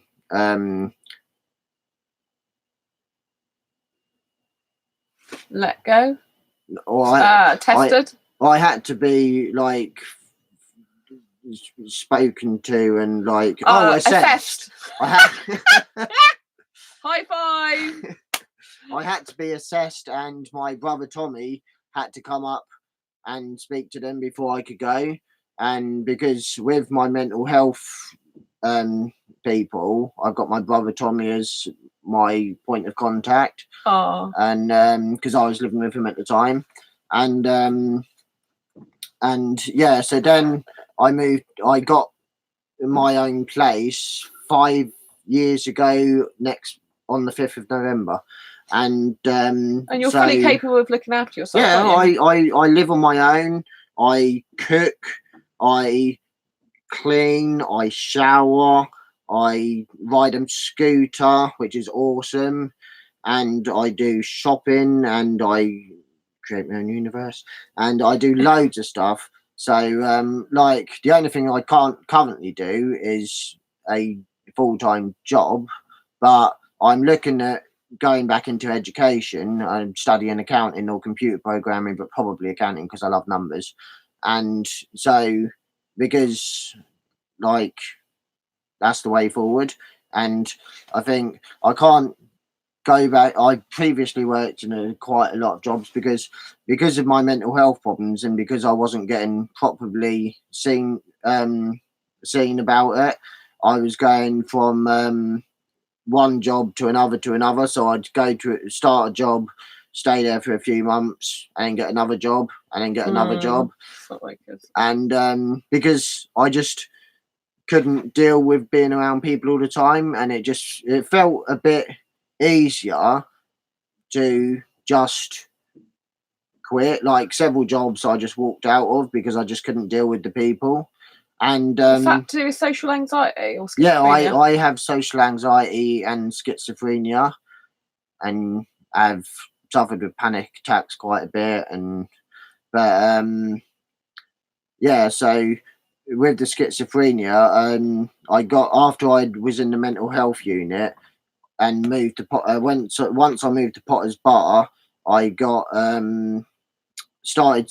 I went to a day treatment unit. I had to go there every day, so they'd pick me up in the morning. I'd spend the day there, and then they'd take me home. Mm-hmm. And that was for about 5 or 6 months, and then I had to be assessed every couple of weeks, and then I had to have a big assessment at the end of it. And they're like as time went by, when I started, it was 7 days a week, and by the end of it, I was only there for 2 or 3 days a week. That's really good. And but before they could release me completely to the care of the psychiatrist, they had to assess me, and so I got diagnosed with. Initially, it was just schizophrenia I was diagnosed with, and then I started seeing a psychiatrist and got a diagnosis of paranoid schizophrenia because I do at night, especially because of recent events, I suffer with a lot of paranoia. Yeah, and which is understandable. Yeah, but at the end of the so I'm now fully medicated and I'm completely capable of living my life. And at the end of the day, I don't allow it to rule my life. At the end of the day, I still live. I still cook and eat and shop and see my friends and family. I don't have many friends, but like the ones that matter, I see and see my family. And my life said one of my friends has it, schizophrenia. I think they're talking about. And they said jinx when we said something together, and I don't know how to live on my own. Oh yeah, my life's got an anxiety. I think it's an anxiety thing. They can't, or dysphoria. Is it dysphoria? They can't live. They've got a condition where they can't live on their own. I had good news too that relates to the mind. I reduced my fear phobia list. Yay! Well done, my life. Well High done. five to you. Hey, it's good. But Dependent personality disorder they've got. because I'm like the complete opposite in that I can't live with other people. Yeah, Like, I prefer to live on my own. I don't even like when I'm in a relationship. I like my partner to come around and spend time together. Mhm. But other people, like, I don't like other people in my house. Like, my mum's like, "Can I come around?" I was like, "No." I don't like visitors. And I had Jehovah's Witnesses coming around for months and months and months, and they kept knocking on the door, and I'd answer the door, and they'd be like, "Is this a good time?" No. So they'd come back the next week, and then eventually I was just like, "Look, I'm gay," so they stopped coming around. So I haven't seen them for ages. I don't like people in my house. Well, it's a flat, because like I find it. I'm a JW, but I'm very Jehovah's Witness. My granddad's a Jehovah's Witness, but he doesn't speak to me because of my sexuality. And they've got other stuff going on. They said we need to talk about your sci-fi universe. Do you want to talk about that now? Yeah, I was just thinking if I'd finished what I was talking about. Carry on. The schizophrenia. Yes. Yeah. So like I said, I don't said that live my life. No, you said rule my life, and like I still have a full You life. Yeah, and that you can cook. Yeah, sci-fi. So basically, since I was 8 years old, which is like hundreds of years now, because I'm really old, I've been building my own science fiction universe. I tried writing stories with it, and I don't know if it's because of the possible autism or just because I'm like not built that way, but I can't write stories because I can't even read fiction because I just lose track of it all. So it's basically, I'm building a Wikipedia for it. It's basically all background stuff. So it's maps and economics and demographics and starship specifications and everything. You're so intelligent. And one of the most intelligent guys I ever know. I'm making script style books that I plan to publish and turn into films. It's good. See, my mum wants me to do the same for my sci-fi universe, but I was just like, I can't because it's not how I do. I think you should get a 3D printer in the future and bring it all to life. But like, to me, it's like is it's called a security blanket or safety blanket or something. Yeah. So basically, like if I'm feeling like if I go out somewhere, my life's mum isn't supportive. My mum's really supportive with my universe thing, but she forgets a lot, so I have to keep reminding her about everything. So, but she's supportive when she remembers. It's like an escape from reality. Except it's not an escape from reality because it is reality. I believe that it exists in another universe. She is hard work, my mum. So he agrees. But I believe that it does exist in a parallel universe. Yes. And but I've been creating it since I was 8 years old, and it's got hundreds of alien species. See, my life believes the same. They believe in parallel universes. A bit like my Oliver, who actually exists. Yeah, that's his puppet. Tommy's got a puppet. Yeah, Tommy's a ventriloquist. Yeah, Tommy's a ventriloquist. He's good. See, I agree. My life agrees. Yes, high five. My life, yeah. I do actually. Well, I know of an entrepreneur who's spiritual, and they've trained to be a master now, and they say that parallel universes, like different dimensions, really do exist, and that dreams aren't actually there's fiction. Actually, a lot of my life has a puppet too. There's Tommy's got several now. Tommy. But really good. Yeah, I was going to say my life then. Yeah, I know. It's a good name. Yeah, there's actually a lot of scientific proof. Not proof, theory, and a lot of scientists that agree that parallel universes do exist. And I believe that when I do come to the end of this life, I will go into my own universe that I've been creating. You're building it for me because I'm a new female Captain Kirk, remember? You're building it so I can drive the ship. There's no Captain Kirk in my universe, I'm afraid. But I'm a female version, so that's allowed. Oh, you can have a different name now. You can't be Kirk. No, I'm Captain Ace. What's his name? Mine is the turtle my dad bought. Oh. My life's dad's not with them anymore. I'm sorry to hear that, but I have 7 laugh out loud. Oh, Actually, 7. for people that struggle to talk to others, I encourage to get a puppet and talk to it. It's helped me and my kids over the years. That's good. So, Tommy, do you have problems as well then talking to people? When you say I have 7, is that the kids you're talking about or the puppets? He's here in spirit. Yes, I believe that as well. I believe that he's here in spirit. Cool. Yes. What's the turtle's name? Puppets. Oh, he's got 7 puppets because he's got 7 kids in. 7 and kids. A puppet for every kid. Oh, bless. So I think you're super intelligent, and I don't believe that that's just like something you do. I believe there's a reason why you do that in life. I believe God and the universe, or whatever you believe, gives you special gifts in life, and that they've blessed Sam with these gifts of being able to create this universe, because people can't do that. No, it's not normal. So therefore, Sam's very, very special, and I'm blessed to know them. Several years. Oh, we need to name. I didn't give it a name yet, and lived several years, had a typo. Oh, bless. But yeah, I mean, obviously for Sam to be able to do something like that, it's incredible. Yeah. You've got to have the most incredible brain to do that. It's very unique to them. That's with me, like, I find it really, like, it's called Space Era, and I find it absolutely easy. I work on it because I'm not currently working, and when I was working, I'd work on it about 2 or 3 hours a day, and now that I'm not working, I work on it. I sleep for about 4 to 6 hours a day, and I work on Space Era the rest of the time. You're incredible. So I work on it a hell of a lot, but I forgot what I was saying. Yeah, So you say you work on it a heck of a lot. I don't think I have problems, but I've always winged it through life. We don't have the easiest start, but all 5 of us dealt with it differently. It's very interesting, Tommy. But yeah, I mean, when you say you don't have problems, but you've always winged it through life. And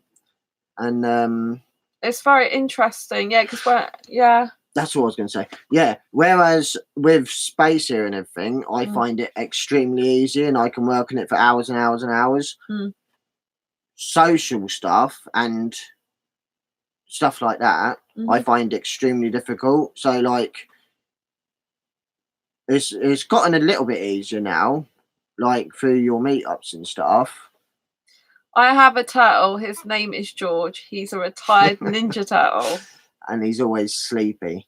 But but yeah, with other stuff like social stuff, I find really, really difficult. And like I said, with reading fiction and writing fiction, I can't do that either. But like, I can't read a book. The last time I read a book was about.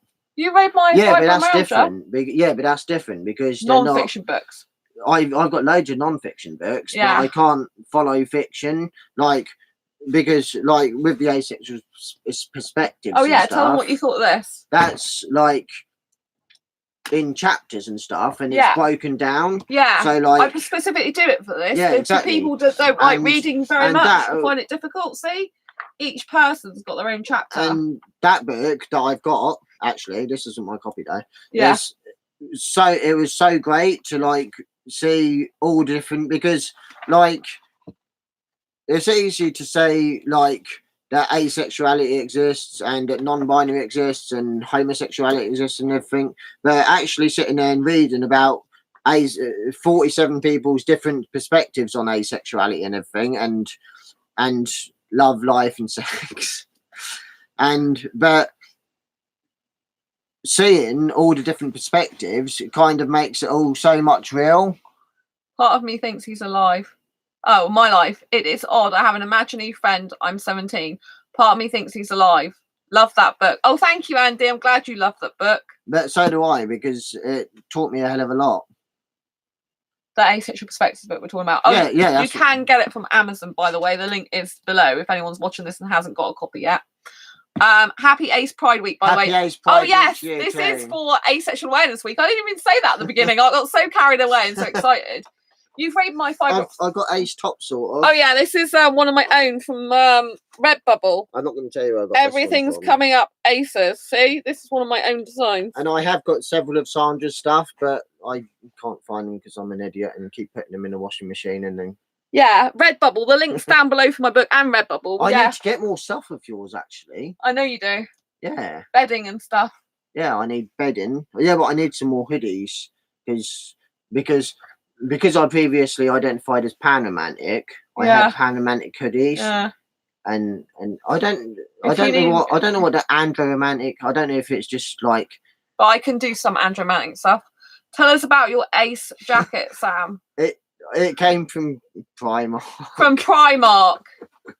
So it isn't actually specifically Ace, but it looks Ace. I previously identified as panromantic because I was like, I don't even know why. It's just like, because I've never really found females to be, no offense. It's all right. It's all to be like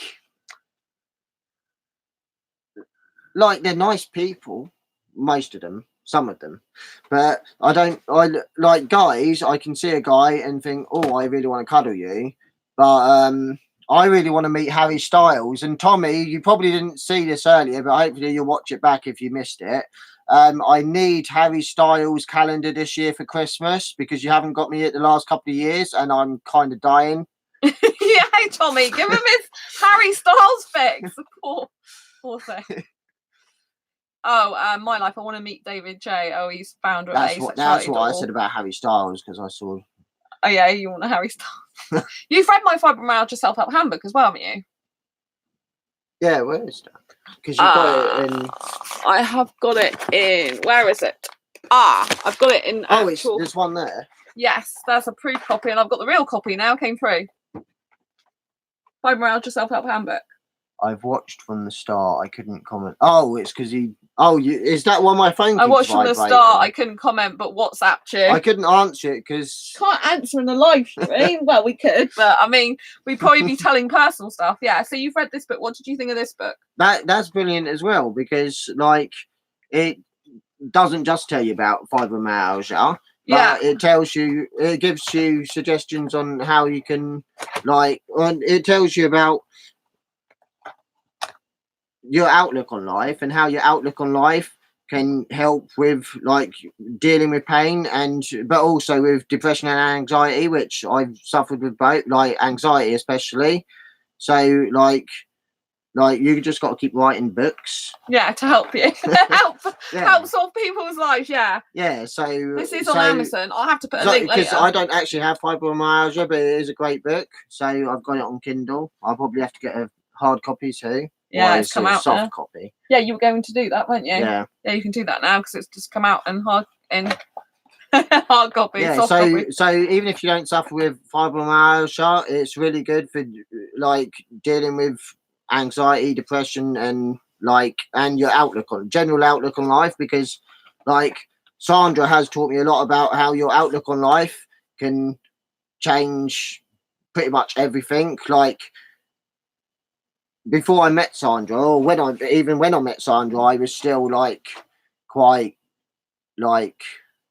I had no confidence whatsoever, and I was still basically living to please others. And now I want to get that book. You should get the book. You should. Love that book too. I might actually report him. I'm not sure who you're talking about.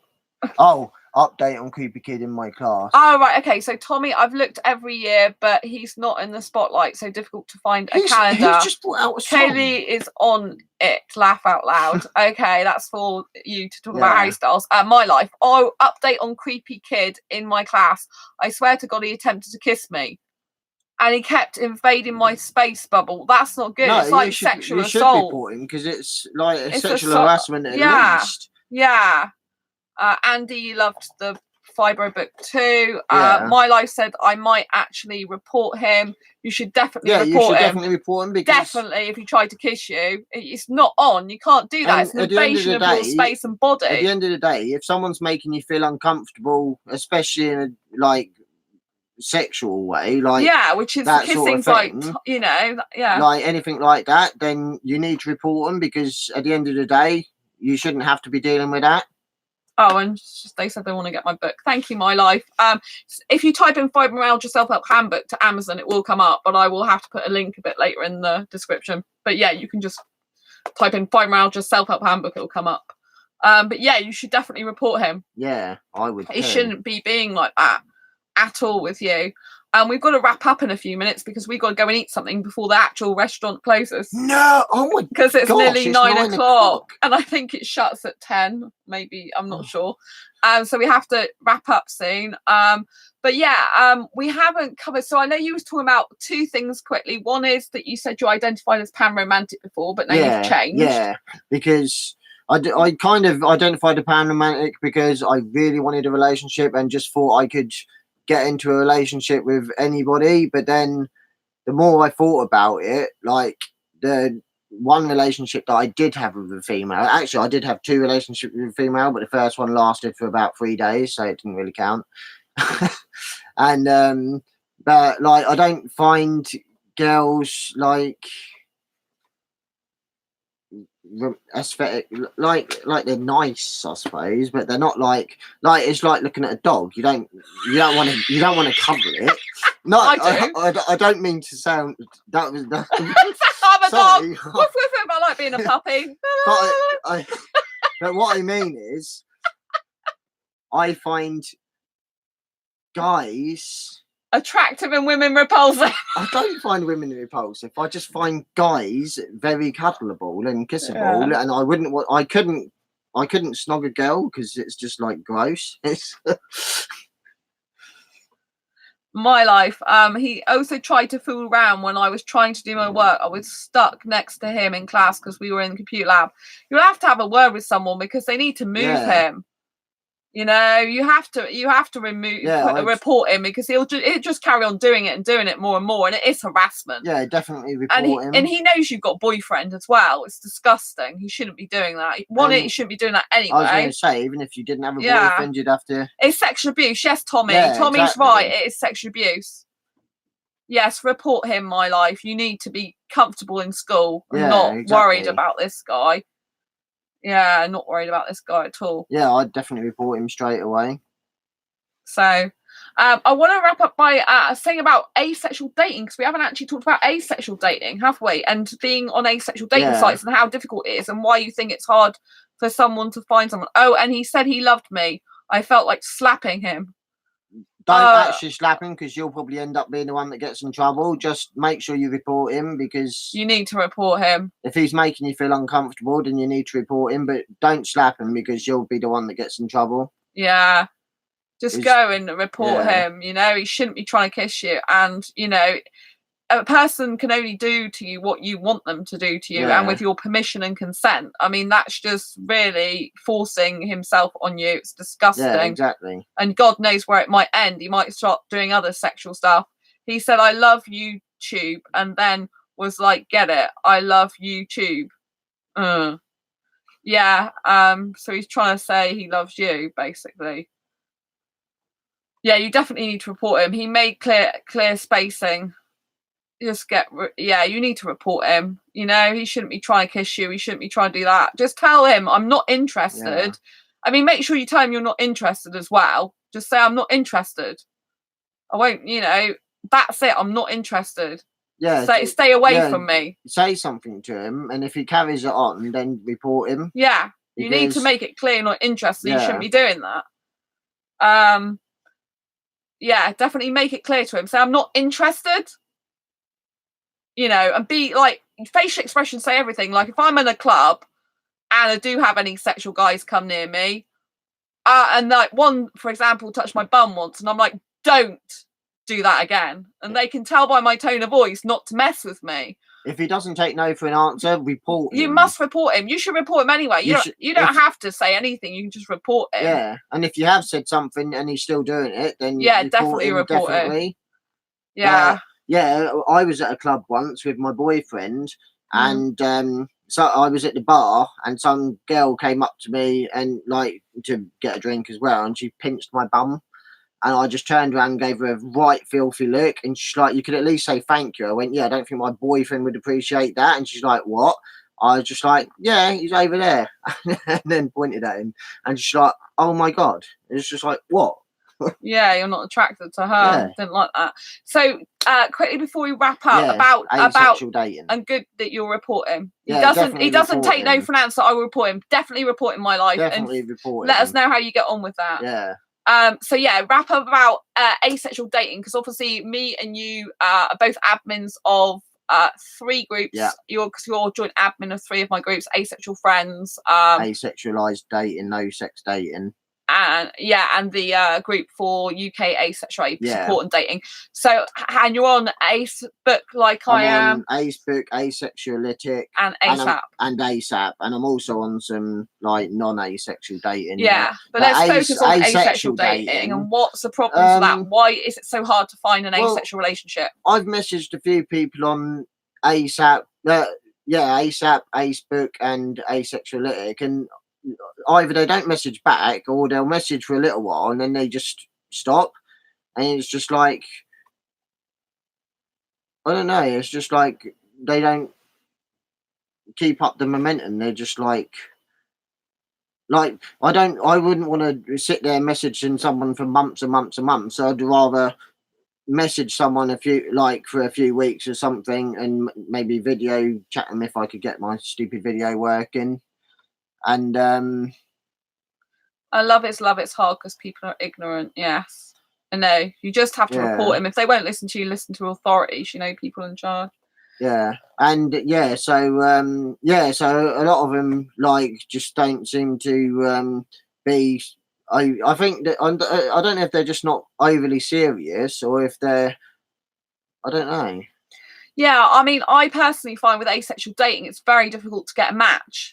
Yeah. Because people have different hobbies, different interests, and for example, I really love kissing a relationship. I adore it. I love tongue kissing, which a lot of guys, obviously I'm interested in guys, they're not bothered about that, and they're not really interested in that. And the ones that do really like that are very much more sexual, and they want to take the clothes off, and I'm nudity repulsed, so I find that very difficult. I can kiss a guy as long as it's not like snogging for I wouldn't want them eating my face off for half an hour, because that would just do my head in. Whereas I like snogging for 2 or 3 hours at a time. And I like a guy from the chest up, waist up, from the waist up. Yeah, me too. That lovely.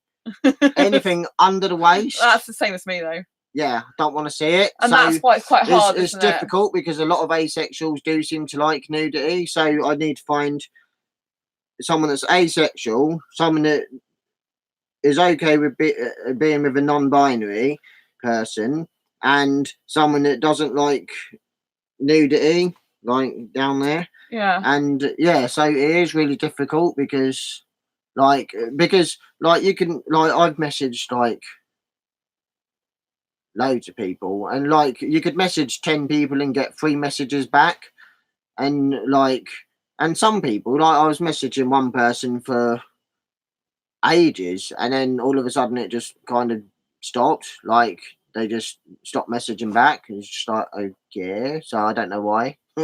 Yeah, I find it really difficult because I mean it's like someone I've been talking to on one of the dating sites. The dating site, the asexual dating site, has stopped working in messages, and it's like, well, I've got no other way of contacting you, so I'll connect with you on Facebook. And they're like, well, I don't really use Facebook. And it's like, well, if you don't use Facebook and I don't have a phone number for you, I don't have an email or anything, all I can do is use this site, and this site's not working because it literally deleted both our messages, then there's not really going to be much chance of me carrying on the conversation with that person, is there? Because they said, all right, then I'll either text you because I gave them my number, or I will connect with you on Facebook. Then they said they barely use Facebook, so Facebook's off the table. So do you know what I mean? It's kind of like, well, in other words, you don't want to continue speaking to me because there's no option left. Do you know what I mean? I had the same issue in my life. Most of my exes wanted me for one thing and I wouldn't give it to them. I've had 4 boyfriends that I can remember. And all of them wanted sex and none of them got sex. So they kind of finished with me. Do you think an asexual person could be with a sexual person? I know there are asexual people that are with sexual people, because I went to a meet up in Milton Keynes that was arranged through Avon about 2 weeks ago, and one of them, well, the organizer is asexual, but she's closeted asexual, so she hasn't come out about it. And she's an organizer. Well, she's on. There was only 3 of us there. Oh, right. Okay. But I don't want to say who she is. No, no, don't. It's fine. But she's in a relationship with a sexual. He doesn't know that she's asexual. But do they have sex then? I'd assume so. So do you think an asexual person who doesn't want sex can be with a sexual person? I don't in a relationship. See how it could work, because like, unless the sexual person could definitely never have sex, then I don't see how it could. I couldn't be with a sexual person, because like, I know that I'd never want to have sex, and I wouldn't want that to even be a possibility. So I could only be with an asexual.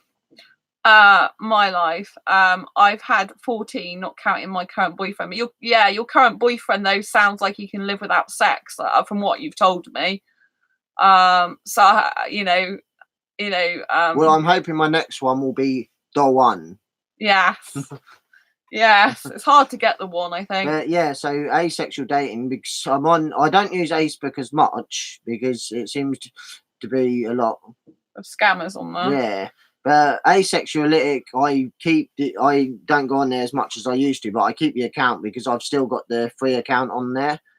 So I don't want to delete it. The people who came on there at the beginning with about 5,000 followers, they got when we first joined 5,000 people, we got it free, but after that you have to pay now. So my boyfriend I chill with, he's respectful and understanding and doesn't really seem to care for sexual things.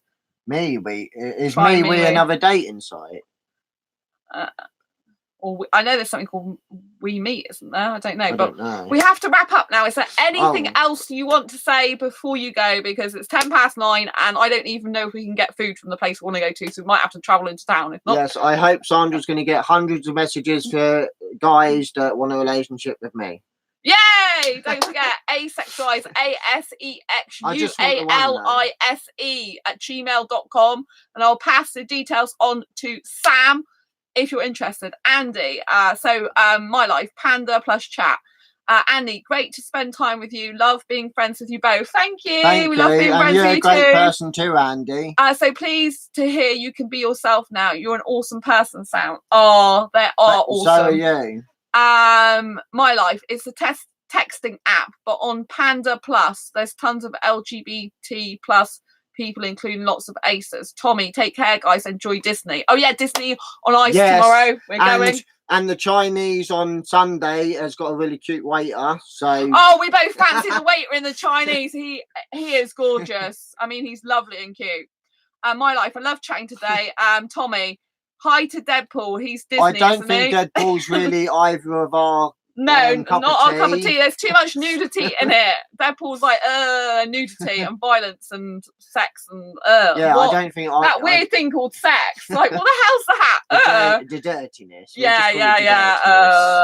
We'll be having Frozen, like my Frozen thing at the back here. Thank you all for. Yeah, thanks for joining us. Don't forget to subscribe if you haven't already. Make sure you're subscribed and hit that great big red subscribe button and the bell icons to get notified of every time I go live like now or post a new video. Thank you so much to Sam. And thank you for inviting me to join us. Absolutely amazing. Love to hear from them. It's been amazing interviewing them. Tommy, thank you for subscribing, Tommy. You'll have the best asexual time of your life over the next few days. I try to live stream nearly every night, so you'll get to learn more and more about asexuality and all the asexual spectrum. And I even do talk about sex a bit on here because it crops up from time to time, even though I'm not interested in sex. So bye, Andy. Bye, my friends. Yeah, bye, Andy. Bye, my life. Bye, Andy. Sunday. Bye, my life. Love to my life. Love to Andy. Love to Tommy. Love to everyone. I don't know if Richie. Still there. Love to Ray, but he's gone. But he'll catch up, no doubt. And lots of love to everyone who's joined us. NB. And there was another person as well. Richie. Did you say Richie? I said Richie, but there was another one that was a demi boy. Oh yeah. Wasn't it I anything? don't know what their name was because it means going right back. Where are they? NB, and there was another one. There was another person. I don't know where they've gone now. They've disappeared. But there was someone else. I'm sure there was Demi-goddess. That's right. Oh yeah. So MB was the demi boy, I think. I think I've got that right. That's what I think so. And yeah, and then there was Demi-goddess and everyone else. So if we've missed you or got anything wrong, we really apologise. We loved having you all here. Thank you all and much love. Thanks to all you. Don't forget to embrace your Craggy and each other. So I'll see you on the next video live stream. Thank you, Sam. Bye. Bye.